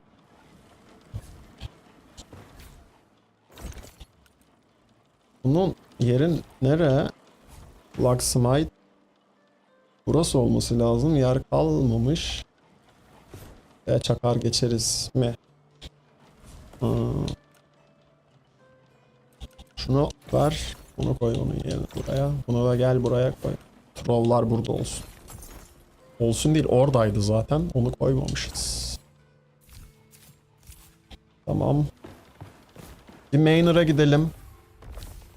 Eşyaları bırakalım. Sonra Hovel'a gidelim. Yatak buff'ımızı yenileyelim. Bir müddet başka oyun tavsiye ederim. Oyuna iyice yabancılaşıyor insan. 1-0 bıkkınlıkla değil heyecanla girmek istiyorum. Katılıyorum Vox, katılıyorum. Da işte benim handikapım içerik üreticisi olmak ya bir yandan da. O yüzden belki oynarsam bu türe yakın bir oyun oynarım yayınlarda başka bir oyun olarak. Ne bileyim işte Isaac oynayabiliriz. Şey var. Neydi? Göstereyim yayında oynayabileceğimiz oyunları. Megabonk oynayabiliriz. Sonraki yayınlarda. Isaac oynayabiliriz. Isaac muhtemelen oynayacağım bu arada ya. O da çok aklımda. Hellcock mu ne vardı? Hell bir şey. Yeni çıktı o da. Offline Path of Exile gibi düşünebilirsiniz. Hellclock. Ama bu da yeni güncelleme DLC falan alacakmış. Buna girmek istemiyorum. Çünkü hype'lanacak oyun. Hype'landığı için oynamak istemiyorum. DLC falan da almam yani. Şey var keza onu da sırf yeni çar çıktığı için oynamıyorum. Sen söyle adını. Neydi adı? Geçen önermiştim yayında da. Valheim oynayabiliriz bu arada bak. Ha Ravenswatch. Ona da yeni karakter geldi falan şimdi. Ben böyle tam oyun olmadan oynamak istemiyorum yayında bir de. Hani öyle bir takıntım var. O yüzden onlara çok girmem muhtemelen. Şey direkt otomatik eleniyor yani Hellclock'la Ravenswatch. Ama Isaac olabilir. Yüksek ihtimalle Isaac oynayabiliriz. Isaac çek oğlum biz oradan 2 çay hesabı. Bayağı da paslandım Isaac'ta. Aimlab'de sarar. Abi saçmalama ne Aimlab'i ya. Aimlab mi kalmış zamanında indirmişiz öyle. Valo için indirmiştim onu da ya. Bir ara deli gibi Valo köpekliyordum. Bundan 6 sene önce falan. 5-6 sene önce tabii vardı Valo. Değil mi? O kadar oldu mu lan Valo çıkalı? 6 olmayabilir de 4-5 sene önce olabilir. 6 çok olabilir belki. Ama yo 2020 ya da 2021'de çıktı diye hatırlıyorum tabi. 5 yılı kafadan var. Kafadan. Beta anahtarı aldığımı hatırlıyorum ben 2020 sonlarına doğru. 2020 başında falan çıktı diye hatırlıyorum Valorant. Doğru, şimdi geldi kafası. Aga be, onun beta anahtarını da Mitrain yayınından almıştım. O7 buradan. Mitrain'in yayınından anahtarı düşmüştü oyunun. Beta erişim anahtarı. Aga be, güzel zamanlardı. Yine bir nostalji, küçük bir nostalji pompalaması. Ne güzel zamanlardı be. Ah lan. Tamam yeter. Aldık dozumuzu, nostalji dozumuzu. 6'da kapalı beta oluyor. Doğru doğru. 5-5. 5 direkt. Hatta ne? 6 direkt alfa süreci işte ya. Kapalı beta yaptı mı oyun? Gerçi yayıncılarla falan yaptı, evet. Yaptı. Doğru. Kafadan 5 ya diyorum. 2021'ydi çünkü. Ya 20 sonuydu ya 21 başıydı, ikisinden biri. Fark etmez yani. 5 yılı kafadan var. Şimdi şeyin neydi? One Republic miydi? Müzik grubunun bir oyunu geliyor abi. Onu deneyeceğim kesin ya. Ücretsiz olacakmış sanırım. Live service. Böyle Overwatch'la işte Capture Flag mantığını karıştırmışlar. Böyle şey mantığı da var biraz içinde. Klasik işte o Team Fortress vibe'ı falan da var. Bayrağı saklaya falan biliyorsun ama böyle değişik yani. Hem harita bilgisi gerektirecek hem aim gerektirecek. Ki bende aim çok yok. Artık yok. Bir deneyeceğim o oyunu ama çıktığında. Bekliyorum. Radarımı aldım. İstek listemde duruyor. Müzikleri falan için sırf deneyeceğim yani. Ses tasarımı falan da muhtemelen çok güzel olur o oyunun. O yüzden değil ve aman Allah göstermesin. Yani şey izlerdim bir ara çok, o yüzden O7 ya. Hani benim için öldü falan demişim, şaka bir yana. Yok yani hala yaşıyor tabii canım, bizim için de yaşıyor yani. Ama çok izlerdim bir ara. YouTube'da böyle sürekli yatmadan önce falan açar bir PUBG maçını izlerdim. Canlı yayınlarını çok izlemezdim de. Sarardı PUBG oynamamama rağmen bu arada. Hani PUBG'm vardır ama hiç o kadar oynamadım PUBG Tryhard. Benlik bir oyun değil. Deli gibi Mitrain izlerdim ama adam çok iyi oynuyordu ve çok iyi izlettiriyordu. Keza şu anda şey de öyle işte. LoL oynamıyorum. 5 yıldır falan yine. Ama izliyorum abi. İzletiyor ya. İşte Zeytnot Baba. Yatmadan önce açar izlerim böyle bir. Şeylerin shortsları mesela bayılıyorum. Archelios'un. O adamın videolarını izleyemiyorum mesela ama shortsları aşırı sarıyor. Çok iyi yapıyor adam o işi ya. İzlettiriyor. Editi falan da güzel. Ha, oynamam. Denk gelirsem izlerim. Geçen Deadlock'a bakayım dedim. Shooter oyunlarına falan girmişken, MOBA'ya falan girmişken aklıma o geldi. Şöyle bir indire durayım dedim oyunu. 30 GB mı neydi zaten. Tam çok gözümde büyüdü inme süresi. Lan dedim ben onun inmesini bekleyene kadar. Sonra dedim Kutlu, bir realist düşün. Bir kendine gel, bir gerçekliğe dön. Sen bu oyunu oynamayacaksın. Sen bu oyunu oynasan bile çık artık. Çık artık. Sen bu oyunu oynasan bile dedim. Bir yerden sonra senden daha iyi oynayan oyunculara denk geleceksin ve bırakacaksın dedim yani. Realistik ol dedim. Yani kendine bunu inkar etme dedim. Kabul et yani, itiraf et dedim. Haklısın dedim. Kapattım, sonra indirmedim. Abi oyun da çok zor bir de ya. Hani ilk girdiğimde de onu fark etmiştim de. Ben o oyunu öğrenmeye çalışırsam eğer, Deadlock'u, ömrümden en az bir 10 yıl gidecek. Ben ömrümden bir 10 yılı sadece tek bir oyunu öğrenmeye adamak istemiyorum açıkçası. Zaten şu an o kontenjanı bu oyun dolduruyor. No Rest for the Wicked. Ya önümüzdeki 10 yıl ben bu oyunu yine öğrenmeye devam edeceğim. Onu biliyorum. Deadlock'a girersem o çok yer kaplayacak kafada, anladın mı? Zaten 2012'den beri LoL oynadığım için beyinde kapladığı yer inanılmaz gereksiz bir yer kaplıyor o oyunun. O oyundan öğrendiğim şeyler. Oyunla ilgili öğrendiğim şeyler diyeyim. Daha doğru olur. Deadlock gibi bir oyuna daha yer yok galiba beynimde yani. Bunu itiraf ettim kendime. Saldım o yüzden.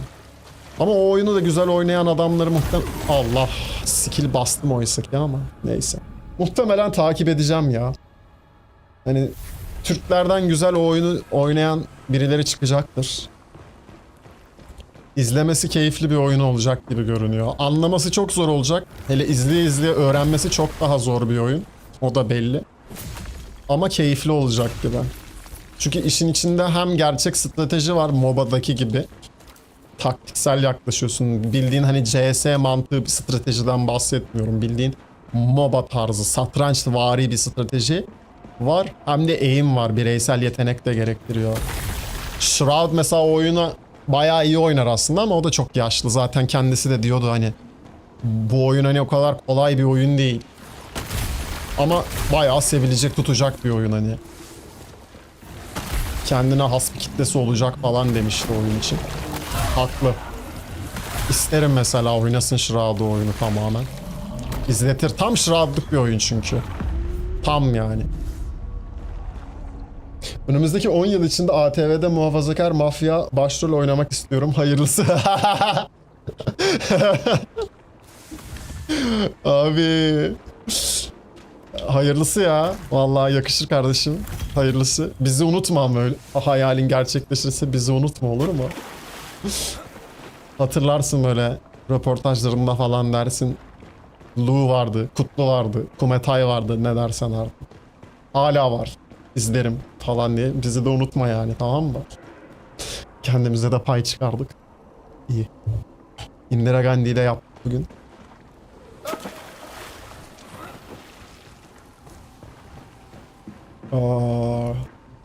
ATV ve mafya dizileri abi. Kanayan yaramız. Aga be. Peki kanal olarak ATV'nin ülkedeki medyanın tekeli olması genel anlamda. Haber deyince ATV, diziler deyince ATV. Bilmiyorum ben gerçi. Şu an en çok izlenen televizyon dizisine hiçbir fikrim yok ama aklıma direkt ATV geliyor mesela. Zamanında da Adanalı falan vardı. O da hep ATV'deydi diye hatırlıyorum böyle. O tarz diziler. Sana şuradan bir tek atalım. Sonra hop bir doç atalım. Sonra in aşağı bir tane daha tek atalım. Tam indiğinde şu teki al bakayım. Tut. Ah, tutmadı. Oh no. Benimki daha çok vurur. Hadi bay bay. Zamanı sesim çıkmıyor bugün. Bak hala çıkmıyor. Ayarlayamadık zamanlamayı. Hemen bir market yapalım. Aga be. Nasıl hatırladın peki beni? Bahsetsene biraz ya. Şey olayım birazcık. Ünlü tribine gireyim ya. Nasıl mesela uyandın, Kutlu diye bir yayıncı vardı falan mı oldu? Nasıl oldu? Anlatsana bize biraz. Biraz o duyguyu tadayım ben ya. Ünlücülük oynayalım birazcık.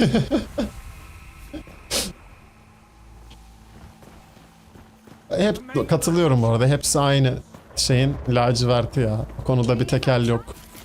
En popüleri diyebiliriz belki ATV için ama. En popüleri diyebiliriz. Crit Damage On var. O da dursun. Sana Heart's Desire lazım. Ha, onu bulmuştun galiba ama değil mi? Dragon. Onu bulduydun galiba.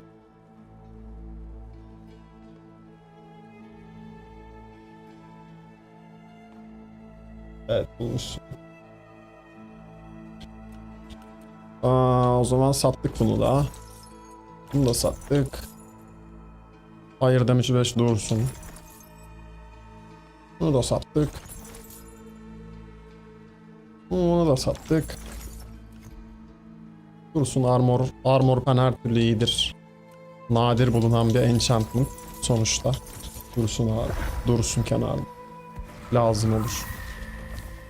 Homestead'e gittik. Materyalleri koyduk abi. Sonra şeye gittik, itemleri koyduk. Diğer eve gittik, itemleri koyduk. Bunları da bir yandan koy. Bunlar niye bu kadar uzun sürüyor ya? Boost basalım, hala bitmemiş. Bunları da koy. Buradan bunu koy. Tamam. Bunlar buraya. Bunlar buraya. Bunlar buraya. İnna sabirin. İnna sabirin. Tamam. Şeyleri buraya koyalım varsa üstümüzde. Evet.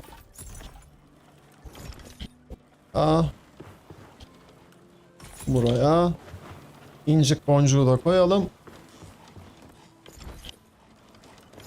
Kaldı mı bir şey üstümüzde? Üründen bir şey olmaz. Eve gittik, eşyaları koyduk. Yok. Mainer. Ondan sonra sıradaki. Sonra next.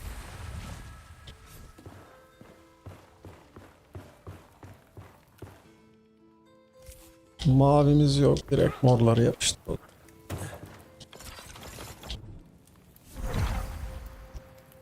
Black Range yaptık değil mi en son? Evet. O zaman Lowland akar. Buradaki bütün gümüşleri ve breachleri ve spursları farmlayacağım. Lowland'de biraz zaman harcayacağız agalar. Geçen pazar olması gerek, saat 18.30 suları, daha hava kararmamış. Geçmişi düşünmeye başladım. Son aylarda hobim oldu. Ne bok yedik değil mi Halik? diye düşünüyordum. Eyvah. Abi geliyor hikaye. Eyvah. Sonra ne oldu? Çok iyi. Mısırları hazırlayın abi.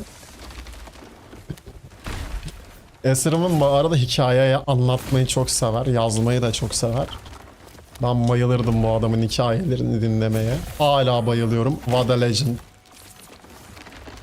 Ben geçmişi düşünürken de miladım 2021 Eylül ayı oluyor.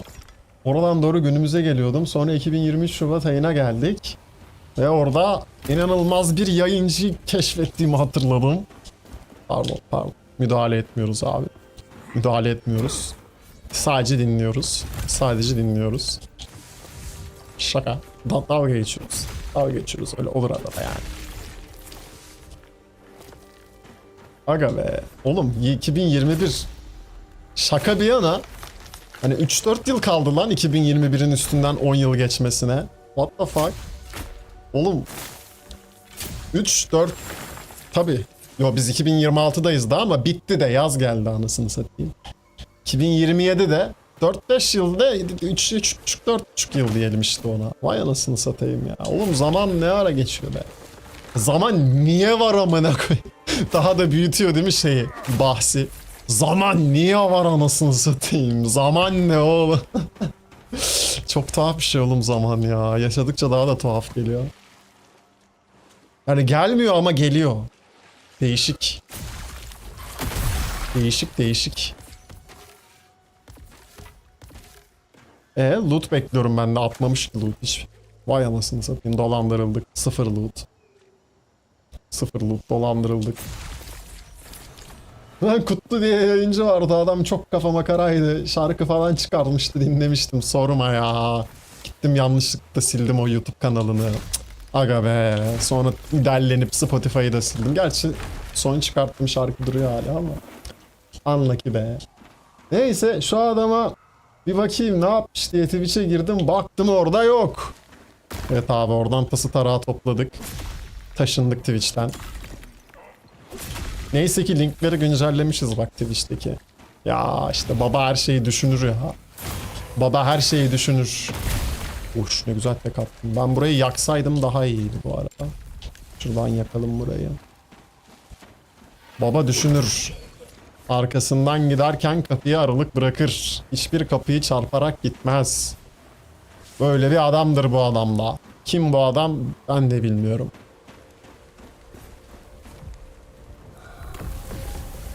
Yakalım burayı. Şimdi farmımızı atabiliriz. Hakkında kısmında YouTube gördüm. Tıkladım bir baktım yayında. Gözlerim yaşardı. Hemen yazdım. Abi benim. Doğru, tam olarak böyle yaşandı bu arada. Bundan sonrasına direkt şahidiz abi. Direkt gözlerimizin önünde oldu. Devamı. Aga be. Aga be. Aga be. Twitch'ten de eski bir izleyicim yazdıydı bu arada Twitch'te açıyorken. Hala aynı hesabı kullanıyormuş. Bir nostaljik oldum ama o senin kadar eski değildi galiba. Allah. Allah. Bir amma koku oluyorduk. Yanlış hatırlamıyorsam o daha yeni bir izleyiciydi. Yani çünkü senin nickin çok daha şey geliyor. Sen söyle. Mazi geliyor, eski geliyor yani.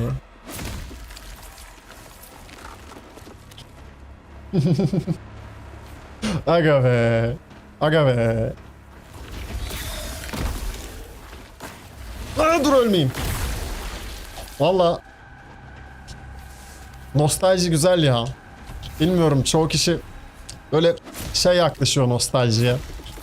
Cız falan diye yaklaşıyor. Ben seviyorum ya. Gerçek hayatta da yaşamayı seviyorum böyle nostalji. Arkadaşlarımla falan buluştuğumda da hep eski arkadaş. Lan şunları yapardık falan. Aga be falan olurum yani. Takılıp kalmam. Takılıp kalmayı da tasvip etmem ama güzel ya bence hatırlamak. Sonrasında dedin ki parayı vurdum İvan. Buralar arkadaşımızın hayal gücü. Tabii ki. Tabii ki. Parayı bulsam da yani zaten öyle bir şeye giriştiğim an parayı tekrar kaybetmiş olurum. Yani mantıken. Mantıken. Tabii ki. Tabii ki. Lan ben bunu asansör sandım. Kapıyı açıp kapatıyormuş. Hala atladım bekliyorum diyor ya bir de. Ah, ah be abim. Ah be abim. Olsa da param olsa da ben alsam hesabı. O günler de olur inşallah ya hepimiz için. Vallahi bak. Yani ben şeye inanıyorum oğlum. Bu hayatta hayal edebildiğin şeyi yaşarsın. Tabii ki sadece hayal ederek değil. Önce hayal etmen gerekiyor. Sonrasında da onun için harekete geçmen gerekiyor ya. Hiçbir şey durduk yerde gelmiyor yani. Hayal edebildiğin kadar da zengin olabilirsin yani. Ben öyle bakıyorum biraz hayata. Öyle görüyorum. O yüzden neden olmasın oğlum? Yani yarın öbür gün neden olmasın ya? Şaka bir yana harbi diyorum. Ya parayı falan böyle hedef olarak gördükçe çünkü şey olursun zaten. Gidemezsin. Ama hayalin olduğu sürece zaten o hayali gerçekleştirmek için ne yaparsan yap devamında sana belli değerler gelecek yani. Paraysa para. Networkse network. Efendime söyleyeyim işte başarıysa başarı ne dersen de hani değer olarak bulduğun ne varsa hayatta. Bir hayalin bir vizyonun olduğunda ve sen onu gerçekleştirmek için yola koyulduğunda yolda bu süreçte bunlar gerçekleşecek zaten. Bunlar seni bulacak yani. Nostalji iyidir ya. Keşke nostalji yaşayabileceğim bir geçmişim olsaydı. Olur mu? Ya 60 yaşında falan mısın sen sanki? Hiçbir şey yaşamamışsın bunca hayatın boyunca gibi konuşuyorsun. Daha ben hatırladığım kadarıyla sen şu an taş çatlası 22-23 falan oldun. Öyle kalmış aklımda. Yanlışsam düzelt. Hadi taş çatlasın 24-25 olmuş ol. Abi yani hayatım bitmiş gibi konuştum ya. Olur mu öyle şey? Güzel şimdi güzel anılar biriktirip 10 yıl sonra nostaljimi düşünüp adam geleceğe nostalji yatırımı yapıyor. Çok iyi. Oğlum ya bir de hani nostalji dediğin şey şöyle bir şey. Nostalji olabilmen için yaşaman gerekiyor ya hayatını. Ama hatırlayabileceğin şeyler yaşaman gerekiyor. Çünkü hayatımızda yaşadığımız her şey kalmıyor ya kafamızda. Sadece güzel anılar veya tırnak içinde travmatik çok kötü şeyleri hatırlıyoruz ya. Hani çok etki yaratan şeyler kalıcı oluyor sadece. Ve onları hatırladıkça nostalji oluyoruz. O yüzden biraz yaşamak gerekiyor ya hayatı. İyisiyle kötüsüyle. Çok klişe gelecek bu ama. Ondan sonra aralarından zaten bir şeyler kalıyor aklımda yani. 21 mi? Oo. 24-25 çok uçtu. Tamam 20 tamam ben de 21-22 falan diye kalmış aklımda işte. Niye bozuştuk bir anda? Niye kızdın ya? Eyvah yanlışlıkla travmalarını tetikledik Aga'nın. Yanlışlıkla düğmesine bastık Aga'nın. Şuradan yukarı çıkalım, mağaraya girelim. Buradaki gümüşleri temizleyelim bir yandan. Yani senin nostalji diyebilmen için mesela 5 yıl önce yaşadığın bir şeye de nostalji diyebilirsin. 10 yıl önce yaşadığın, 11 yaşında yaşadığın şeye de, 8-9 yaşında yaşadığın bir şeye de. Nostalji diyebilmen için ona sende geçmişte yaşadığın bir anının belli duygusal etkiler yaratıyor olması lazım mantıken ki nostalji sayılsın. Yoksa nostalji şey değil ki. Üstünden şu kadar yıl geçti artık nostalji. Ya ben öyle bakmıyorum en azından. Bunun bir kuralı kanunu yok. Hani bana kalırsa. Şu nostaljidir bu değildir diyebileceğin. Tabii ki dünkü şeye nostalji demiyorsun. Üstünden belli bir zaman geçmesi gerekiyor ama hani 2-3 yıl önceki bir olaya da nostaljik bakabilirsin. Artık o olayı hiç yaşayamayacaksan. Tarihe gömülmüş oluyor çünkü bu gerçeğe fark ettiğin an. Üstünden bir yıl da geçse, 2 yıl da geçse artık nostaljik bir şeye dönüşüyor. Bir daha yaşayamayacağın ama yaşadığın bir şey hissidir ya nostalji. Çünkü hayatında öyle bir gerçeği var. Hani her anımız o ana özgü ya. Hiçbir anı geri getirip aynı şekilde yaşayamayacağız. Hani bence bilimsel olarak da şöyle yaklaşabiliriz nostaljiye. İnsan beyni zamanı süreden çok anılarla ölçüyor ya. Hani 10 yıl içinde bir tane sağlam bir şey yaşadıysan beynin o 10 yılı 10 yıl olarak hatırlamıyor ya. O bir tane yaşadığın sağlam aklında kalan şeyi hatırlıyor. O yüzden nostalji oluyor o senin için işte. Sonra yıl gerçeğiyle yüzleşiyorsun. 10 yıl, 10 yıl çok bir zaman diyorsun. Rakamsal olarak, süresel olarak bu farkındalığı, bu bilgiyi biliyorsun çünkü. Ama yaşanmışlık olarak beyin anı bazında yılı ölçmez ya. Hani yaşadığın olayı, kişiyi ölçer. Bu his bence canlandırıyor Allah. Ana noktası bu nostaljinin. O yüzden de 21 yaşındaysan 10 yaşındaki bir şeyden de nostaljik bir şeyler hissedebilirsin. 18 yaşındaki bir şeyden de. Hani tamamen bu senin anılarına nasıl yaklaştığınla alakalı bence. Anıları nasıl gördüğünle alakalı.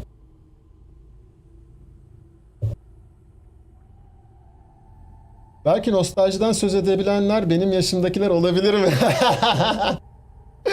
Abi o da var. O çok ayrı bir nostalji ama şimdi. Yani sen hani daha çok şey yaşadın hayatında. Şimdi 20 yaş nere, 30 yaş nere, 40 nere, 50 nere? Hani anlatabiliyor muyum? İşte onar belki ölçme sebebi de bu olabilir insanların hayatı. Allah. 10 yıl çünkü az da bir süre ama çok da bir süre ya. Ve hani yaşadığın şeyler de yaşanarak katlanıyor ya. Mesela 10 yaşında yaşadığın çok seni etkileyen bir şey 20 yaşında artık sana çok bir şey de ifade etmeyebilir ama hatırladığında lan 10 yaşında bana şunu ifade ediyordu mesela dedirtiyorsa sana nostaljidir bence. Sonra 40'ına geldiğinde 20 yaşında yaşadığın bir şey sana hiçbir şey hissettirmiyordur artık. Ya da hissettiriyor da olabilir fark etmez. Hatırladığında yine nostalji olursun ama mesela o 11 yaşında yaşadığın şeyi belki de unutmuş olursun artık. Gitmiş olur senden. Biraz böyle bir şey nostalji yani kişinin dönüşümüyle gelişimiyle de alakalı. Hayata bakış açısıyla da alakalı bence. Nerelere girdik ya? Teşekkür ederim Esin'ciğim. Bundan 10 yıl önce bir gün okuldayken top oynamak için dışarı çıkıyorduk. Eyvah bunun sonu kötü bir yere gitmiyordur umarım. Merdivenden inerken arkadan ismimi seslenen bir kız sesi duydum. Döndüm baktım sana bir şey söyleyeceğim dedi. Ya Wattpad 101 girdik Wattpad hikayelerine yine. Abi sonra bir döndüm ki aslında o kız değilmiş bir uzaylıymış. Sonra kendimi bir tane UFO'da yatağa bağlanmış halde buldum. Falan. Durdum baktım yanımda arkadaşım vardı onun uzaklaşmasını istedi. Uzaklaştı arkadaş. Sonrasında dedi ki senden hoşlanıyorum. Aga be. İlk aşkım ilk heyecan diyorsun ha. Mesela onlar çok nostaljik hisler bu arada evet. Benim ana sınıfında mesela bir aşkım vardı. Buradan beni hatırlarsa. Adı da Sima'ydı. Bir sürü Simay var şimdi yani. Soyadını bilmiyorum bile. Küçükken soyadı kavramı mı var? Ana sınıfına gidiyorsun yani. İlk aşkım odur mesela. Hiç unutmuyorum. Hala o nostaljik hissi verir bana. Çok masum çünkü anladın mı? Bir daha öyle bir öyle bir aşk, öyle bir sevgi yaşayamayacağımı düşünüyorum mesela. Yaşayabilir miyim? Tabii ki yaşayabilirim. Bilemeyiz bunu ama bana öyle bir his veriyor. O yüzden çok nostaljik geliyor mesela. Buradan sevgiler, belki evlenmiştir artık, bilmiyorum. Ankara Emniyet Kreşi'nden Sima'ya sevgiler, O7, saygılar. Hayatında başarılar diliyorum. Çok güzel zamanlardı yani. Ne dediğimi tam olarak hatırlamıyorum ama senden hoşlanmıyorum ya. İlk karmama imza attım diyorsun ha. Manitacılık olaylarında ilk şahsi karmamı yarattım diyorsun ha. Aga be. Umarım kötü bir şekilde dememişsindir. Normal, gerçi o yaşta iyiyi kötüyü de tam ayırt edemiyorsun ki yani. Her şeye eğlence gözüyle bakıyorsun, hele erkek çocuğuysan. Benim de öyle bir karmam vardı ilkokulda ya. Allah affetmiştir umarım ya. O affettiyse bile. Kötü günlerde hatırlamak istemiyorum. Çok kötü bir şey değildi yani, şu anki mentalime göre kötü yani. Niye yaparsın ki, bir kızı niye üzersin yani? Ne gerek var? Millet büyüyünce üzüyordu, ben çocukken üzüyordum.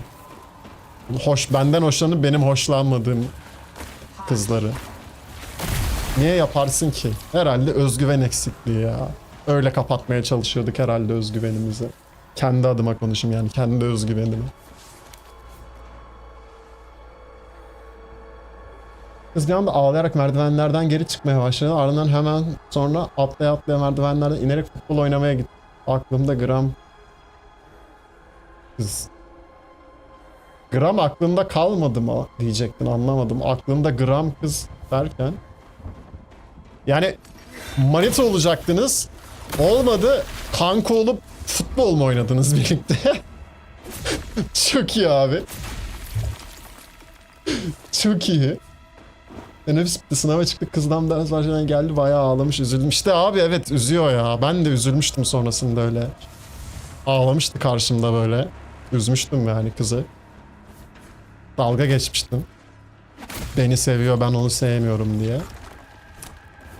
Onun karmasını yaşadım ama ben yani. Verdiğimi düşünüyorum artık. Çünkü öyle bir mentalde olduğunda senin ergenlik dönemini de etkiliyor, tamam mı, o zamanki zihin yapın.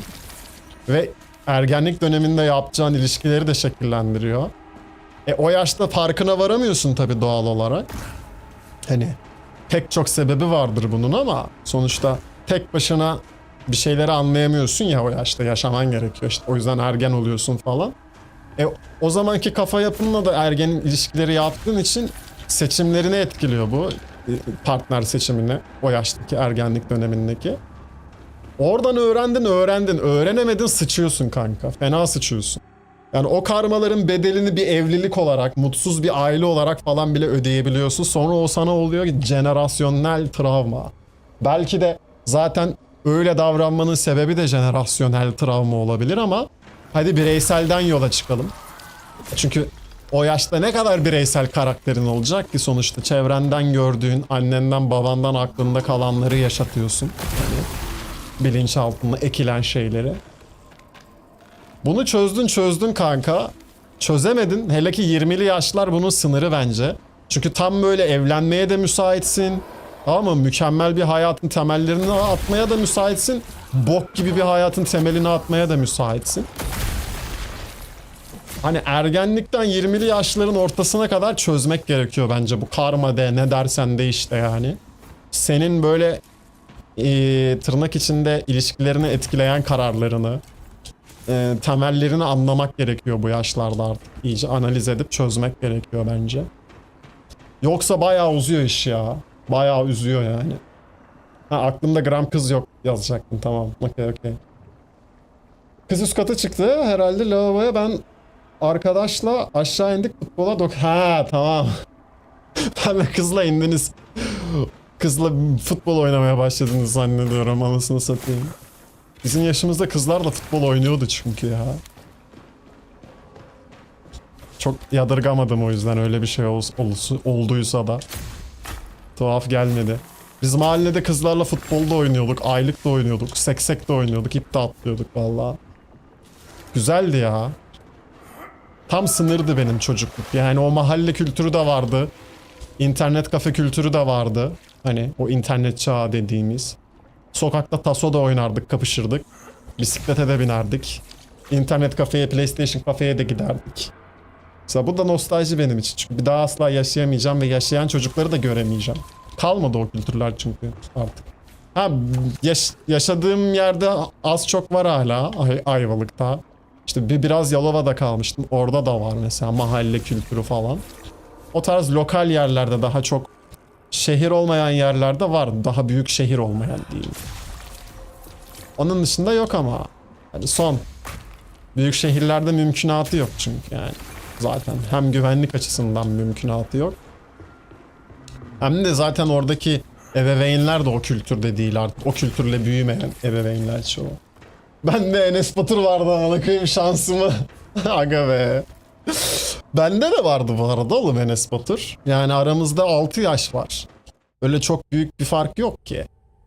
Ben Enes Batur döneminde daha ergendim diyeyim. Sen daha çocuktun tabi. Hani o zamanlar için 5-6 yaş biraz fazla oluyor tabi, o büyük uçurum yani. Çocuklukla ergenlik iki farklı dönem çünkü 5-6 yaş arası.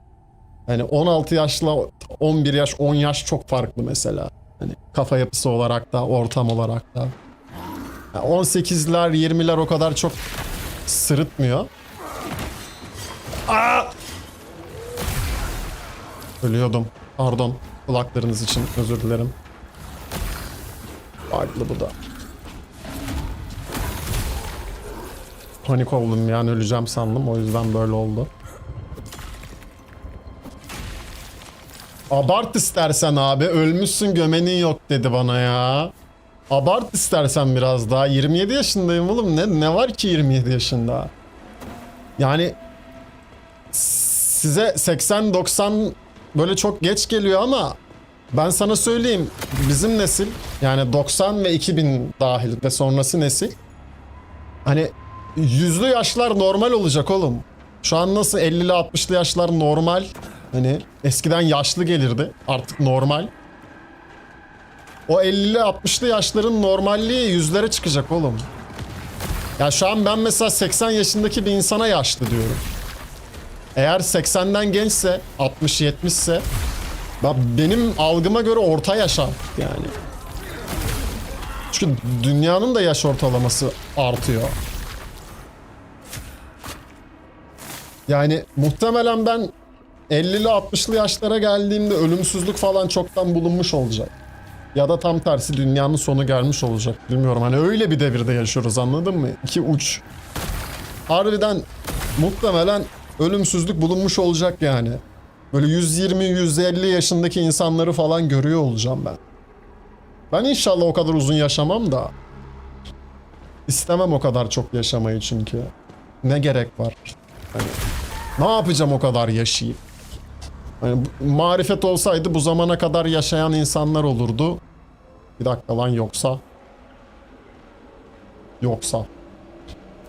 Bilemedim şimdi, neyse çok girmeyelim o konuya da. Yani marifet olduğunu sanmıyorum çok yaşamakta. Özetle. Bir gün seninle buluşacağız, bir anda sana neredesin diyeceğim, sen de dıt dıttayım diyeceksin, geleceğim, kahvenizi içeceğiz, sarılacağız. What the fuck? Daha 7 yıldır yaşıyorsun demek. Yani öyle bakmak lazım bu arada. 20'lerimin 7'sindeyim mesela, anladın mı? Sen daha Allah 20'lerinin başındasın mesela. Eyvah, ben mezardan sesleniyorum. İşte ya, ben de bir de hayatım boyunca hep benden mesela böyle 10 yaş, 15-20 yaş insanlarla takıldım yani, hep okulda da olsun. Konservatuarda ben ortaokula gidiyorum. İşte 15-16 yaşlarında falanım. Ya da 17 mi oluyor? Öyle o civarlardayım. Üniversiteye giden 20'li 25'li yaşlı insanlar var etrafımda. Onlarla sohbet muhabbet edip takılıyorum mesela hep, anladın mı? Ya da işte dışarıdayken falan hep çalışmayı falan severdim ben. Lise dönemlerimde. Girdiğim işlerde falan böyle yine 40'lı 50'li yaşlarda insanlar oluyordu. Onlarla sohbet etmek hoşuma giderdi yani, hala öyle. Bana çok yaşlı gelmiyor o yüzden o yaşlar. Çünkü yeri geliyor 20 yaşındaki çocukla konuşuyorum. Konuştuğum 50 yaşındaki adamdan daha çok şey paylaşabiliyorum. Yeri geliyor kendi yaşıtımla insanla konuşuyorum ama söylediklerim Arapça gibi geliyor falan mesela. Hani anladın mı? Birazcık daha o kafayla alakalı olduğumu gördükçe, fark ettikçe yaşa çok takılmamaya başladım ama biyolojik olarak da şu an hani akıl yaşlıdır başta kısmını geçelim. Biyolojik olarak da artık hani 50-60'lar böyle bedeni zorlayan yaşlar değil eğer doğru yaşıyorsan. O bir hurafeydi. Yani bir nesli ona inandırdılar. Sen yaşlanırsan bedenin de zayıflar ve ölürsün diye. Ya tamam bir gerçek var tabii ki. Hani yaşadıkça belli bir hücre yenileme oranın falan düşüyor. Bu ayrı bir konu. Ama hani makine de sonuçta zamanla yavaşlıyor bilmem ne oluyor ya ama düzgün bakarsan ölmüyor. Hani kullanabiliyorsun hala o makineyi. İnsan vücudu da biyolojik bir makine abi öyle bakacaksın. Doğru kullanırsan, bakımını düzgün yaparsan balata, cilalama, yağlama efendime söyleyeyim. Anladın mı? Araba terimlerinden de o kadar anlamıyorum ki. Biyolojik yaşlanma diye de bir şey hani seni çok etkilemez. Görmüyor muyuz şimdi sosyal medyada oğlum? Arnold Schwarzenegger'ler falanlar filanlar adamlar bir yandan işine çeviriyor artık onu. Daha az ünsüz isimlere bak işte ya. Türkiye'de de var örneği abi. İsimlerini hatırlamıyorum şimdi de. Bu vücut yapıcı tayfadan. 50 yaş üstü insanlar yok mu oğlum? Var yani. Vücut yapmayanlar arasında bile işte Konsoloy'un abimiz. Kaç yaşında adam hiç yaşını gösteriyor mu mesela? Bence göstermiyor. Hani ben onu yolda görsem hiç tanımıyor olsam 35-40 derim. Abartısız bu arada. Hele saçı olsa bir de direkt 25-35 dersin yani. Kel olduğu için biraz da belki fazla yaşlı duruyor olabilir ama. Ben konserve okudum evet. Konservatuara gittim 4 yıl. Müzik eğitimi aldım. Barış Özcan'ın çektiği bir video var. 120 yıldır yanan ampul onun gibi. Yani ya onu bilemeyiz tabi. 120 yıl başında beklemedik hiçbirimiz ama. Belki montajdır o videosu falan yani bilemezsin. Aa skillimi bozdu lavuk. Benim seviyesi, güven seviyesi abi. Ne kadar iyi, ne kadar sağlam bakarsan o kadar sağlıklı ve sağlam yaşarsın yani. Oğlum öyle insanlar var 15'inde 20'sinde 80 yaşındaki insan gibi artık yürüyemiyor edemiyor doğru düzgün kasları çalışmıyor falan. Anlatabiliyor muyum? O yüzden yaşlanmaya biraz ben bedensel bakmıyorum, kafasal bakıyorum. Vox mesela. Yani senin için problem yoksa yaşını söyleyeceğim yani. Az önce çıtlattım. Adam şu an kanaldaki en yaşlı izleyicimiz, en yaşlı kişi. Ama hani kafası çoğu yaş dışından da ileri seviye bence tanıştım. Çoğu gençten de daha genç yani fütüristik, idealistik kafada yani. Bu yaşla alakalı bir şey değil ki şimdi. Ne diyeceksin? Yaşlı diyemezsin ki şimdi ben Vox'a yaşlı desem. Yaşlı dediğim diğer insanlara neye göre yaşlı diyeceğim o zaman. O yüzden benim yaş kıstasım, yaşlılık kıstasım asla beden olmadı. Bedensel fonksiyon olmadı yani. Bedensel fonksiyon çünkü gençken de kötü olabilir, iyi olabilir. Bu hani yaştan bağımsız da bir şey. Sadece yaştan bağımsız değil tamamen ama sadece yaşa bağlı bir şey değil diyeyim, düzelteyim. O yüzden çok takma bence yaşlanma triplerine. Oğlum sen de daha 21 yaşındasın.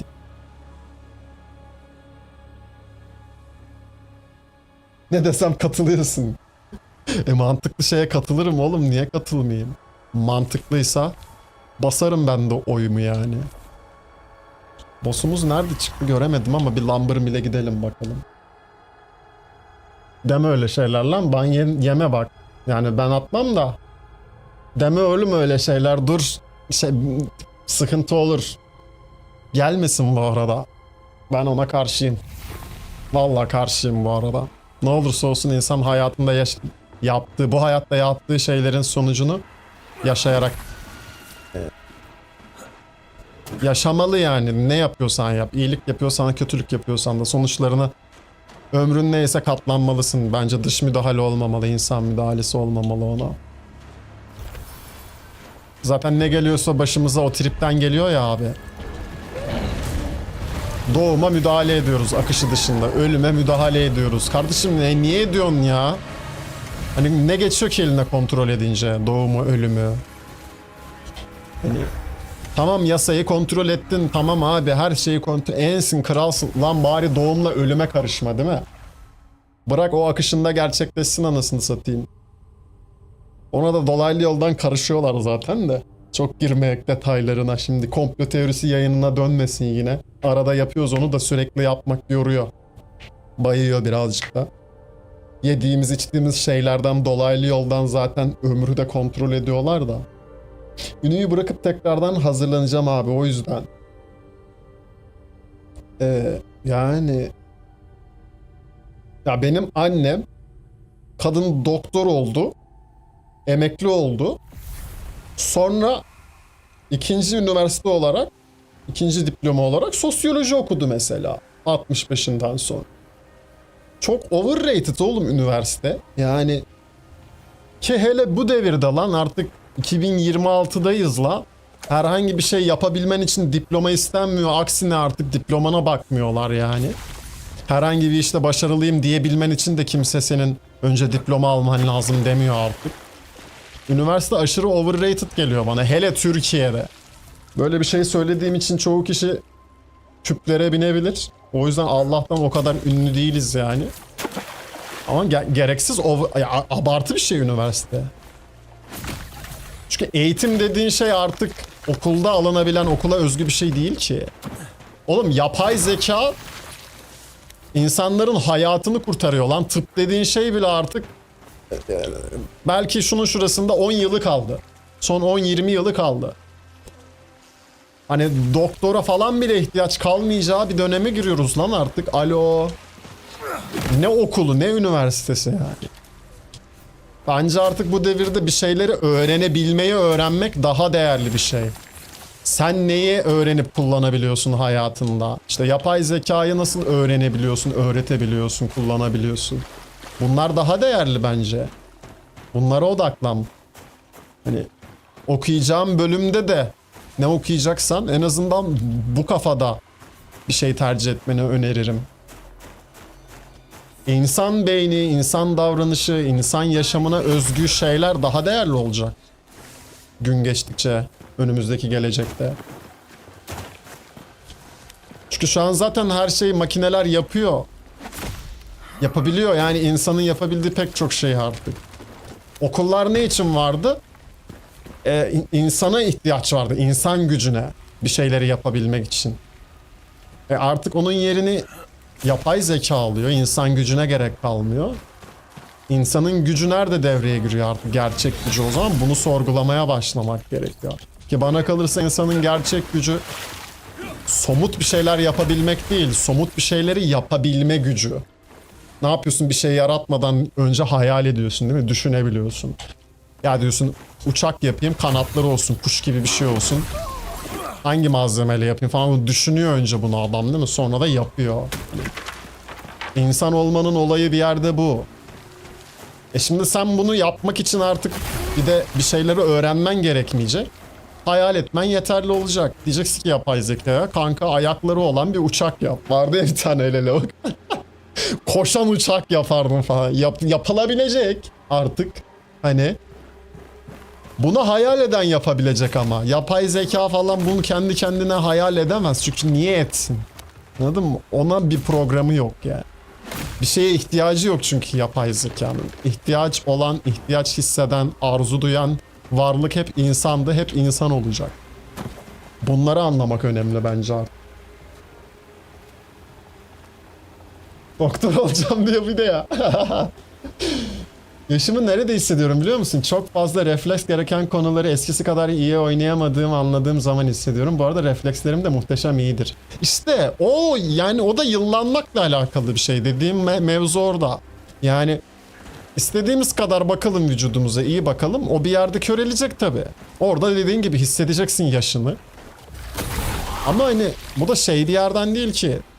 Ya işte eyvah, tutmuyor artık el kol. Bu tribe girdiğin zaman zaten geçmiş olsun. Sen 40 yaşında da bu tribe girersen yaşlısın. Benim var öyle bir arkadaşım, kulakları çınlasın buradan. Seviyorum onu çok. Selam gönderiyorum, o kendini bilir. Abi yaşlandık artık diyor, yürüyemiyoruz falan, nefes nefese kalıyoruz. Baba daha 30 bile değilsin ya, hadi 30 sunucundan diyelim yani. O zaman yaşlandın zaten bunu diyorsan, ben hep öyle derim ona. Yani büyümekle yaşlanmak çok farklı şeyler, biraz karıştırıyoruz biz bunu. Tabii toplum olarak da bu arada hani mental olarak kolay yaşlanan bir toplumuz, onun da etkisi var. Şey demeyeceğim, sen söyle adını. İnkar etmeyeceğim yani bunu. Ben buranın pestilence'ini yakmadım değil mi? Yakmadım. 5 saattir pestilence'in canavarlarını kesmeden koşturuyoruz. Neyse yakalım şimdi. En azından yarısını farmladık diyelim haritanın.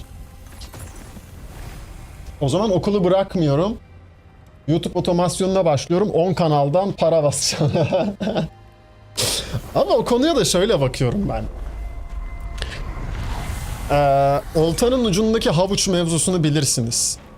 Hani eşek gitsin diye oltayla önüne havuç koyarlar. Eşek o havucu yiyeceğim diye yakalamak için koştur koştur gider. Şehir atayım ben önce. Şimdi YouTube vesaire falan, bunlar olta.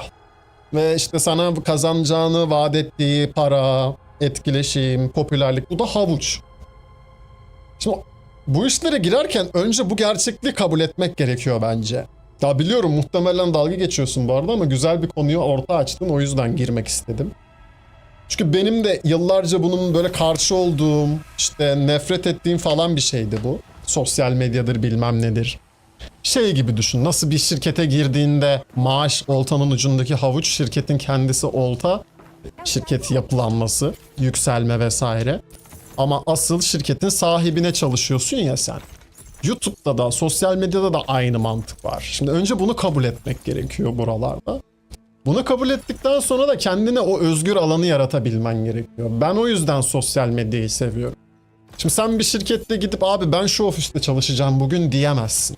Ya da ben bugün şunu satacağım, bunu pazarlayacağım diyemezsin. Çünkü şirketin belli bir anlamı, mantığı var ki o şirket olmuş. Onun dışına çıktığı zaman o şirket olamayacak. Ama sosyal medya böyle değil.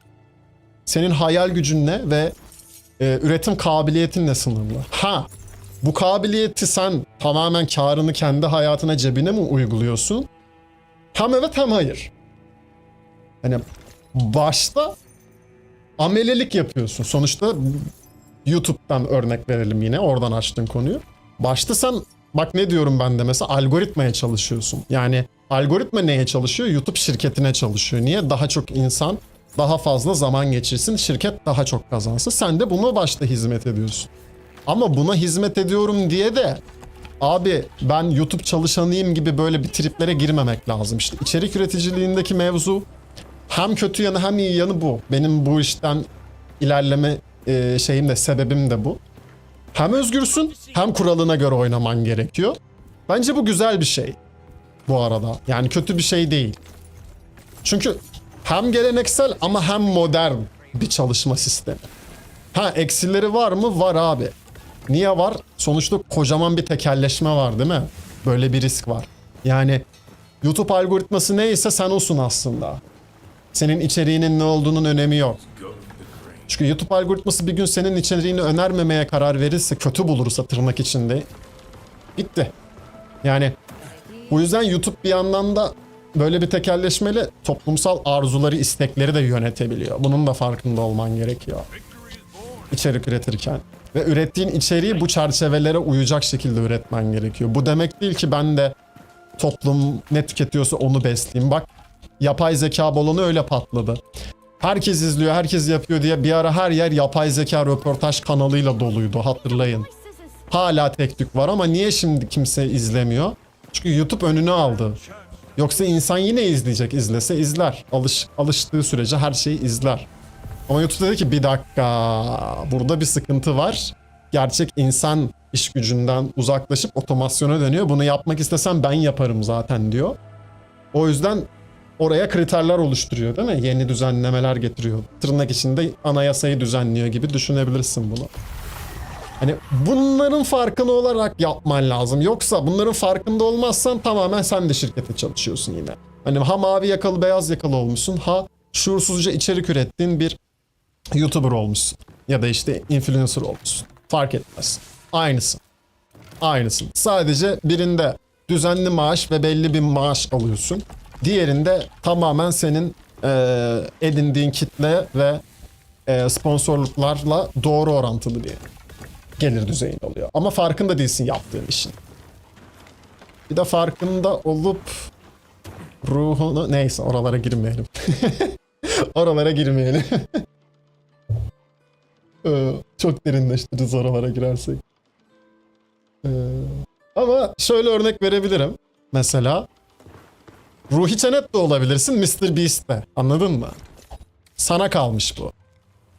Ya da efendime söyleyeyim işte canlı yayında karpuza 500 tane lastik de takabilirsin. Sana kalmış bu. Anlatabiliyor muyum? Bu tamamen sana kalmış. Hepsinin sonucunda bir şeyler elde edeceksin ama günün sonunda. Konu açmak bizim işimiz. Vallahi helal olsun. Güzel konuydu. Tebrik ediyorum. Teşekkür ederim Mehmetciğim. Hoş geldin, hoş geldin. Umarım iyisindir. Keyifler şükürlüyordur babuşum. Ya ben açıkçası mesela Ruhi Çenet olmayı tercih ederim. Yani birebir Ruhi Çenet değil. Onun tarzında hangi içerik üretiyorsam üreteyim. Kendimi, vizyonumu işin içinde katarak. Emanet vizyonları ya da hani bunu yaptığım işi yapan diğer insanları karalamadan nasıl anlatabilirim diye düşündüm de sanırım anlatamam şu anda, o yüzden hani daha kendimce bir yerden yapmayı tercih ederim diyeyim, yadasını boş verin işte. İkisi de olur, olur, yeriz o da olur, o da olur. koy karışık var mı yükle. Abi öyle de o zaman da şey sıkıntısı oluyor ama işte. Dur, yanlış yere geldik. People pleaser dediğimiz muhabbet o. Yani o da memnun olsun, bu da izlesin, şuna da hitap edeyim. Bok çukuruna dönüyor sonra iş. Yani tam olarak bir şeye de hitap etmiyorsun, tek bir şeye. Ama her şeye de hitap etmiyorsun. İşte akım dediğimiz olay devreye giriyor ya orada. Şu an akım yapıyor insanlar. Akım dediğin şey tam olarak bu işte. O da olsun, bu da olsun. Karpuza lastik de takayım, kamera önünde dans da edeyim. Kocamı sırtıma da alayım. Karımı duvara da fırlatayım falan, anladın mı? Boku çıkıyor. Sen nesin abi o zaman? Sen bir şeyin parçası oluyorsun böyle olduğun zaman. Daha büyük bir vizyonun piyadesi oluyorsun. O akımı yaratan bir vizyon var çünkü. Bir kişi, bir influencer ya da neyse. Yaratma amacı ne bilmiyorsun. Sadece popüler diye onun alaycı kuş misali. Açlık oyunlarını izleyenler bilir. Yankısı oluyorsun sadece. İçeriklerde de aynı mesela. İçerik hırsızlığı, mırsızlığı. Hani yapan yaptı zaten babuş onu. Oradan ekmek yiyor zaten. Sen onu işte taklitler aslını yüceltir mevzusu yani. Bu konuyu da akım muhabbetleri popüler olduğunda kimse ele almadı. O7 buradan saygı duruşu. Bu konuyla ilgili konuşan tek, benim hatırladığım, bildiğim, bilmediğim varsa siz düzeltin. Tek influencer şeydi. Aykut Elmas'tı abi. Biliyorsunuz akım muhabbetlerinin temeli o Vine dönemine giriyor. İlk başladığı dönemler. Hatta daha da öncesi Scorp. Bilenler bilir, o kadar yaşlı olanlar. Belli içerik üreticileri vardı ve bir şeyler üretiyordu. Scorp dönemi şeydi hatta. Sen söyle adını. Herkes ondan daha yaratıcı ve farklı bir şey üretmeye çalışıyor. Belki de sosyal medyanın altın çağıydı o dönem. Tamam mı? Sonra birileri şunu fark etti. Ben tutan bir şeyi ben olarak yaparsam yine tutuyor. O kadar tutmuyor ama yine tutuyor. Sonra akım kavramı ortaya çıktı. İşte Vine'lar falan filan, akımların iyice daha şey olduğu dönemler. Sen söyle. Ana akımda yayıldığı, herkesin akım kavramının hayatına girdiği dönemler. İşte bu Man Queen Challenge falanlar vardı, bilirsiniz. Herkes donardı falan. Mesela buradaki balıkları tuttuk değil mi biz? Tuttuk. Sonra Instagram falan iyice çıkınca Aykut Elmas Instagram'da denk geldim ya da YouTube'da tam hatırlamıyorum ama çıktı dedi ki abi akım diye bir şey var. Hele ki TikTok'la da artık boku çıktı ya o olaylı. Çok saçma dedi yani içerik hırsızlığı bu aslında diye vurdu. Oradan vurdu ki baktığında evet içerik hırsızlığı. Ama akım adı altında içerik hırsızlığının adını değiştirdiğin zaman ne oluyor? Hırsız olmamış oluyorsun artık. Ve sen yaratılan bir şeyi istediğin vizyonla ya da istediğin anlamı yükleyerek yapabiliyorsun. Kimisi dalga geçmek için yapıyor, kimisi gerçekten denemek için yapıyor, kimisi merak ettiği için yapıyor, fark etmez. İstediği anlamı yüklüyor artık bu yapan kişi. Ama farkında olmadan da bir vizyonu dağıtıyorlar akımda. Abi kendini sakatlayan eden insanlar var ya. Hani niye yapıyorsun o zaman baba? Hani anladın mı? Demek ki sana göre bir şey değil o yani. Hani bırak onu yapan zaten yapabildiği için yaptı. Atıyorum işte adam hayatında spor yapmamış. İşte calisthenics akımı çıkıyor bilmem ne çıkıyor. Elinle havada işte 5 takla atman. Lan niye atıyorsun sen? Hani bir dursana senin işin değil ki o. Böyle sıkıntılar doğuyor işte. O zaman da doğal seçilim devreye giriyor. Bu hem yaşamsal anlamda hem de içerik üreticiliği anlamında. Niye her akım üreten popüler ya da şey olmuyor? Sen söyle adını. Influencer olmuyor. Doğal seçilim devreye giriyor çünkü. Yani gerçekten akımı var edenler bir yere geliyor. Diğerleri de aslında bir anda onu ünlü etmeye devam ediyor yani. Hani aslını yaşatmaya devam ediyorlar. Böyle tuhaf bir duruma gelmiş durumda sosyal medyada da şu an. Buna çok dikkat etmek gerekiyor o yüzden. İçerik üretirken de tüketirken de. Ben bir ara oğlum deli gibi TikTok'a düştüm. Hayatımda TikTok kullanmam falan diyen ben. Kaydırıyorum da kaydırıyorum. Kaydırıyorum da kaydırıyorum. Lan diyorum bir dakika ya bu dur bir. Dur. Hani o akım olan şarkıları falan söylüyorum ezberliyorum. Bir dakika dedim ya. Ben bunu farkında olarak yapmıyorum ki. İstiyor muyum bile lan? Hoşuma mı bile gitti mi ki bu? Diyeyi soramıyorsun tüketirken. Keza üretirken de öyle. O hale gelmek çok sıkıntı işte. Allah kimseye o hali düşürmesin abi. Şeyden farkın olmuyor çünkü o zaman. Gora'da bir sahne var ya. Android oğlum o. Android takıyorlar böyle dolanıyor diye. O kıvama geliyorsun yani. Hem içerik üreticisi olarak hem tüketici olarak fark etmez. Ben de Ruhi Çenet olmayı tercih ederim. Kaliteli içerikler üretmek isterim. İnsanların hayatlarına dokunmak. Ayda bir video atardım. İşte abi olay o zaten. Yani bu arada ne yapıyorsan yap. Hani olay o dokunma mevzusunu yaratabilmek.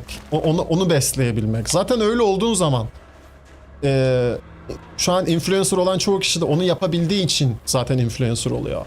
Neyle yaptığının bir önemi yok. Ya da nasıl, hangi etiklerle ya da hangi etik ihlalleriyle. Önemli değil ki. Günün sonunda şuna bakman lazım. Allah ölüyorduk.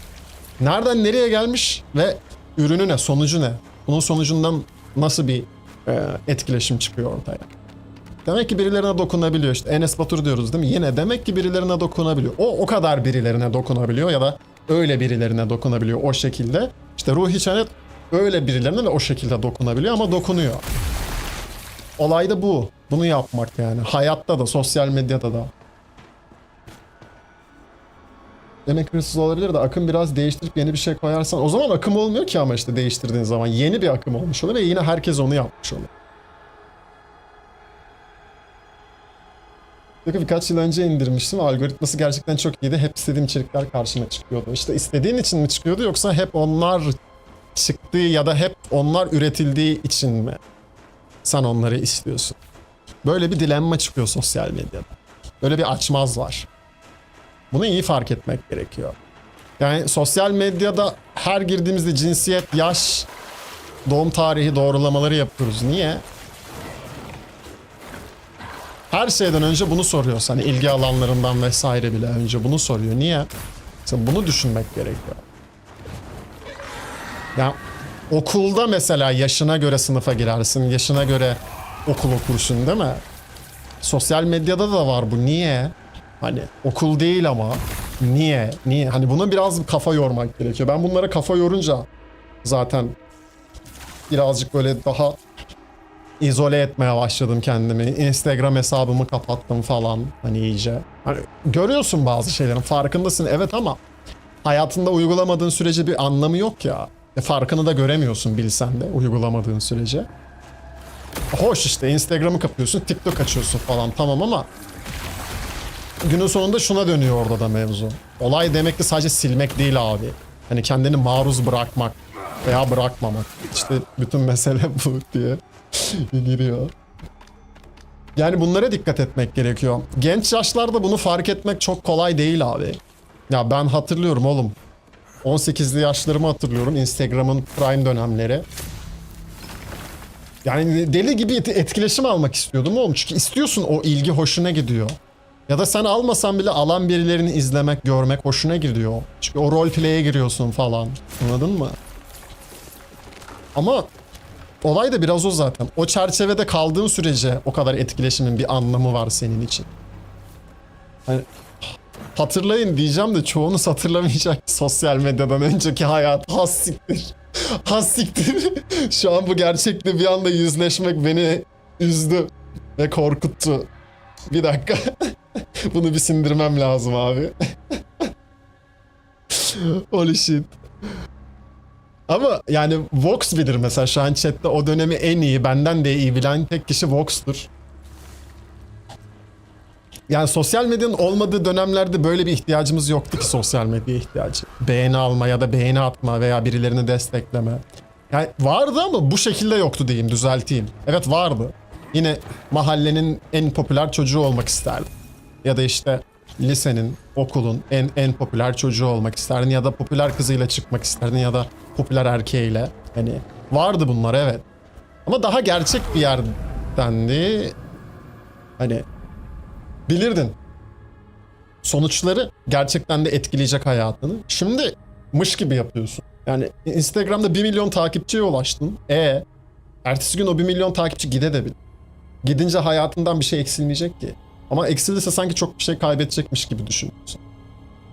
Çünkü gerçek hayatta 1 milyon kişiyi tanıyamazsın zaten oğlum. Hani bırak 1 milyon kişi, 1000 kişiyi bile tanıyamazsın. 1000 kişiyi tanıdın, 1000 kişiyi aynı anda bir odaya koysak seni mindfuck geçirirsin ya. Ne oluyor lan dersin. Overload olur herhalde böyle beynin aşırı yüklendiği için bayılır falansın yani. Sosyal medyanın yarattığı yine o şeylerden biri işte. O yüzden hep seni içinde tutmaya çalışır. Burada kaldığın sürece çünkü o gerçekliktesindir sosyal medyada. Onun ayrımını yaptığın zaman o zaman sosyal medya ve işte her teknolojik olan her şeyi, tırnak içinde sanal olan her şeyi faydana kullanabiliyorsun ya. Bu televizyon için de geçerli, cep telefonu için de geçerli, bilgisayar oyunları bilgisayar için de geçerli.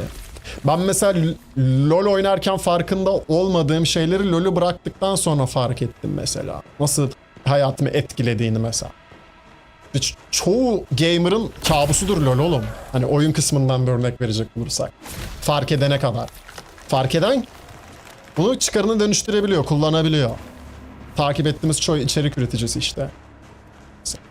Gibi.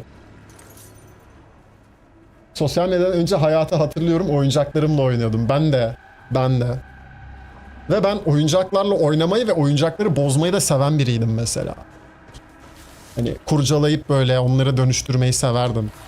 İkizle hala nostaljik yaparız. Sen nerede hep oyuncaklarını bozardın. Sonra tamir etmeye çalışırdım falan. Evet. Oyuncak bile yetmezdi bana mesela. Çünkü biri yapmış bunu bu halde olsun diye. Ben o halden başka bir şey yapmak istiyorum belki. Hani niye beni sınırlıyorsun abi kafası. Sosyal medya bunun daha da koyu hali. Hani bak şu popüler bu değil. Şu iyi şu kötü. Hani şu akım şu değil. Onun dışında sen bir şey yapamazsın. Algısı yüklüyor sana. Oyuncakta en azından daha çok hayal gücünü kullanabiliyorsun. Evet bu araba diyorsun ama ben bunu uçuracağım diyorsun mesela. Araba uçmaz ama uçuruyorsun oynarken gibi. Her şey sosyal medyadan sonra farklılaştı. Normal hayat bitti işte. Sana bir metin göndereceğim şimdi. Olur bakacağım. Şu Pestilence'ı temizleyeyim. Tekrar hatırlat temizleyince. Ya ben ya diyorum çok derinleştirmek istemiyorum konuyu ama şeyden bakın abi olaya yani. Eskiden okulda bunu yapardık. Şimdi sosyal medyada yapıyoruz. Ya okula gittiğimizde bize öğretilenlerin dışına çıkmamaya çalışırdık. Çıkmamak zorunda hissederdik. Dur ben nereye gidiyorum ya? Canım tırmanmak istiyor bir yerlere demek ki. Şimdi tam tersi mesela insanlar okulda bile istediğini yapıyor. Tırnak içinde yeni nesil diyelim. O sınırları okulda bile uygulamıyor, takmıyor. Ama sosyal medyada farkında olmadığı sınırların farkında bile değil, var ama dışına çıkmıyor. Hani çünkü sosyal medya refleksler üzerinden işliyor ya, duygular üzerinden harekete geçiriyor seni. Farkındalık yok. O yüzden akım olan bir şeyi takip ediyor. Biliyor ki içten içe bunun dışında bir şey yaparsam tutmaz. Bu da okulun, ailenin öğretemeyeceği bir algı öğretiyor insanlara. Yani yeni nesilde bu daha hızlı oluyor tabii ve daha hızlı dönüşüyor, gelişiyor. Yeni jargonlar oluşuyor, o yüzden yeni farklılıklar devreye giriyor ama hani bu daha önceden hiç mi yapılmıyordu diyeceksin. Sadece sosyal medya mı yapıyor? Yok. Geleneksel medya da yapıyordu bunu. Hani klişedir ya. Diziler, işte filmler çocuklarımızı Ya sizin bug'ınıza bu arada. Bir yerde doğruluk payı var. Ama bir yerde. Sonuçta sadece dizide var diye yapmıyordu insanlar bir şeyler ya da filmde var diye. Çünkü sanat değeri olarak da bakılıyordu ya. Bazı şeylere de sanat değil, eğlence olarak bakılıyordu.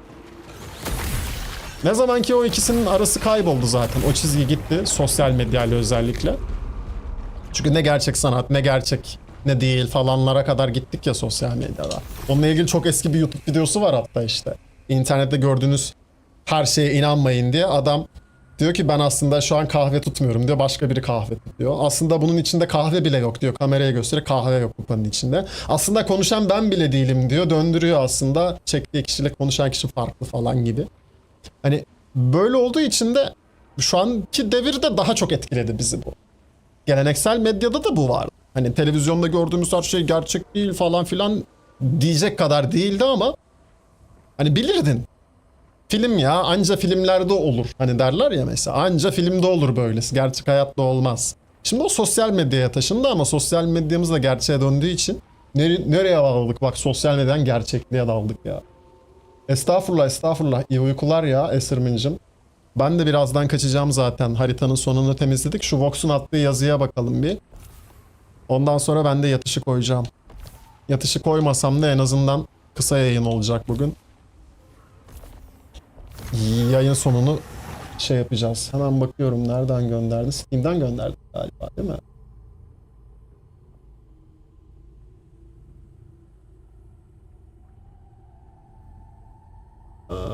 Evet.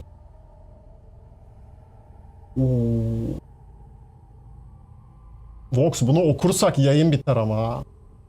Ama ben bunun chat'e mi bıraksam? İsteyen okusun. Yetecek mi karakter bilmiyorum. Netflix televizyona girmeden 20 yıl önceydi. Bir adam çıktı ve yaşadığımız hayat bir bilgisayar simülasyonudur dedi. Herkes ona deli gözüyle baktı. Ama FBI ve CIA onu ciddiye aldı. Evini bastılar. Dosyalarına el koydular. Bugün Elon Musk ve kuantum fizikler haklı olabilir diyor. İşte Philip, isim vermeyelim çok da. Sistemi çökerten ürkütücü hikayesi. Tamam şöyle yapalım. Philip K. soyadı da küfür gibi adamın. Merak eden buradan baksın diyelim abi. Çünkü ben algoritmaya çok etkilensin istemiyorum biliyorsun artık. Videolarda falan konuştuğunda her şey transkript olduğu için dolaylı yoldan tag olarak geçiyor. Şimdi algoritma bir anda kanalı şeycilere önermeye başlasın istemiyorum. Düz dünyacılara falan ya da ne bileyim işte kuantum teoricilerine falan. Aman abi. Yazdığım nick'in şeyini özetliyor attığı metin bu arada ki ben bireysel hayatımda bunlara ilgi duyarım. Çok fazla yayınlarda işte böyle üstü kapalı konuşmaya çalışırım ama onda da derinleşir yani konu. Önüne almam çok. Aksın gitsin derim. Ama çok böyle isim işte şunu araştırmış falan bakmam, o kadar derinleştirmem. Benim birazcık bu dünyaya güvenim yok agalar ya. Abi yine takıldı çar. Yani ne bileyim. Çok ismi vermeden nasıl anlatayım? İşte o yüzden diyorum çok bu konuları yayında konuşmayı sevmiyorum diye ama çok genel olarak güvenim yok diyeyim, anlayın siz ya. Hani o yüzden de kaynaklara ben çok bel bağlayamıyorum. Daha çok ben insan okumayı seviyorum abi. Biri konuşuyor, bir şey anlatıyor değil mi? Duyabiliyor muyum? Tamam, dinlerim. Anlattığıyla geçirdiği hisse falan bakarım mesela. Anladın mı? Bende ne canlandırıyor ona bakarım önce. Çünkü insanlık tarihindeki en büyük yalan tarihin kendisidir diye bir cümle var. Onu kuran kişiyi tam hatırlamıyorum şu an ama ya tarihçi biriydi ya da bir şeydi yani. Bir şey adam. Akademisyen falan da olabilir. Çok sevdiğim bir söz. O yüzden söz aklımda. Hani böyle de bir ihtimal olduğu için ben çok böyle belgeler bilmem neler istedik. Abi bilim falan. Tamam abi, bilim dediğin de hani beşer şaşarla, anladın mı? Hiçbir şey mutlak değil ki bu hayatta diye bakarım. İşime yarayanı alırım, yaramayanı elerim yani. Oh, size de tavsiyem o olur. Hani hayatta çünkü kullanamayacağınız her bilgi yüktür size. Gereksiz. Taşımayın o yüzden boşa. Ve bilgi diye aldığınız her şeyi de mutlak hiçbir zaman değişmeyecekmiş gibi almayın derim. En büyük tavsiyem bu olabilir yani. Ben bunun ekmeğini yedim. Ve yediğim ekmek gördüğüm tırnak içinde zararından daha fazla. Zararı ne? Belki toplumdan dışlanabilirsiniz ya da arkadaş çevrenizden ya da işte belli otoriteler tarafından falan ama zaten hayatınızı onlar için yaşamıyorsunuz aga. O yüzden birazcık bence bireyselliğe önem vermekten de geçiyor bunun sırrı. Ve kendi inanç sistemlerinizi yaşam tarzınıza göre otur. Bu inanç sisteminden kastım dini inanç değil, her türlü. Yani inandığımız, doğru saydığımız tırnak içinde her şeyi katabilirsiniz. Yaşanmışlıklarınız üzerinden şekillendirip dönüştürün abi. Çünkü hayatınızı sadece siz yaşıyorsunuz arkadaşlar. Sizden başka kimse yaşamıyor. Sizin gibi de kimse yaşayamaz deyip böyle tatlı bir şekilde yayını sonlandırdık mı o zaman? Bugün çünkü kısa ve öz yayın dedik. Zaten 12'ye geçiyordur saat muhtemelen. 1'e çeyrek var. Laf lafı açmış 1.70'iz saati. Valla ben çıtırdan müsaadenizi istiyorum agalar. Yarın 8-9 arası en erken. En geç de 10 gibi yine buradayım ben. Pazartesi, çarşamba, cuma yayınını tekrar oturtmaya çalışıyorum. Uyku düzenimle birlikte. Dur, Mehmet çok uzun yazmış, onu da cevaplayayım da.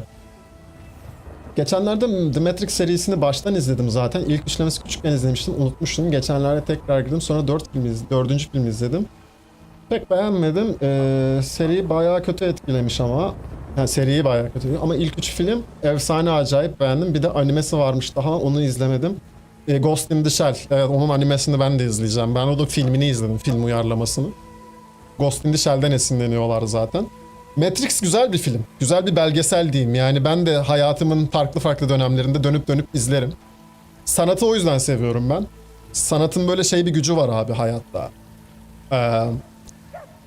İlhami dediğimiz bir şey ya, ilhamla geliyor ya sana. Sen anten gibi düşün sanatçıyı, kendini. Tüketen kişi de aynı şekilde anten. O ilhamı çekiyor sanatçı abi. Bir ürün çıkarıyor ortaya ve bir kendinden bağımsız bir anten yaratıyor ve o anten sinyal saçıyor gibi düşün. İzleyen de o sinyalden alıyor. Alıcı verici muhabbet yani. O yüzden bu tür sanat eserlerini böyle dönem dönem sen değiştikçe, yaşamın değiştikçe, büyüdükçe, yaş aldıkça izlemek gerekiyor bence. Matrix ilk üçleme katılıyorum bu arada. Öyle bir film ya, belgesel diyelim işte. Keza Lucy de öneririm. O da benim gözümde belgesel niteliği taşır. Hani Blade Runner filminin kitabını yazan adam diyorsun. Ya işte ben o tür insanların da şey olduğuna inanıyorum dediğim gibi. Hani yine sanatçı mantığındaki o anten. Yani Tesla mesela. Zaten Tesla abi. Anteni icat eden adam Tesla zaten. Hani o da keza hani sanatçılıkla aynı kavram. O tür bilim insanları da yine. Adam çekiyor abi. Açmış kafasını. Alıcılarını genişletmiş. Alabiliyor, anlatabiliyor muyum? O zaman ne oluyor? Bilgiyi var etmeye başlıyorsun yani. Ama sonrasında tabii bunun pratik hayatta çakıştığı bazı durumlar olabiliyor yani. Tesla'da bundan muzdarip olmuş bir abimizdir. O7 diyelim. Valla hiç beklemediğimin aksine çok keyifli oldu bu yayın agalar. Ama artık gerçekten kaçmam lazım. Yoksa zaten uykum yok ama birazcık böyle bir şeyler izleyip falan kendimi uyutmaya çalışmam lazım. Yoksa mokoko olacağım. Çok keyifliydi ama aşırı sardı muhabbet. Yine beklerim yani. Ara ara yaparız böyle muhabbetler. En sonunda zaten havadan sudan buralara bağlanıyoruz. Ağzınıza yüreğinize sağlık diyorum arkadaşlarım. YouTube, bu yayının tekrarını izleyen arkadaşım, sana da çok teşekkür ediyorum. Buraya kadar bize eşlik ettiğin için. Bugünlük benden bu kadar.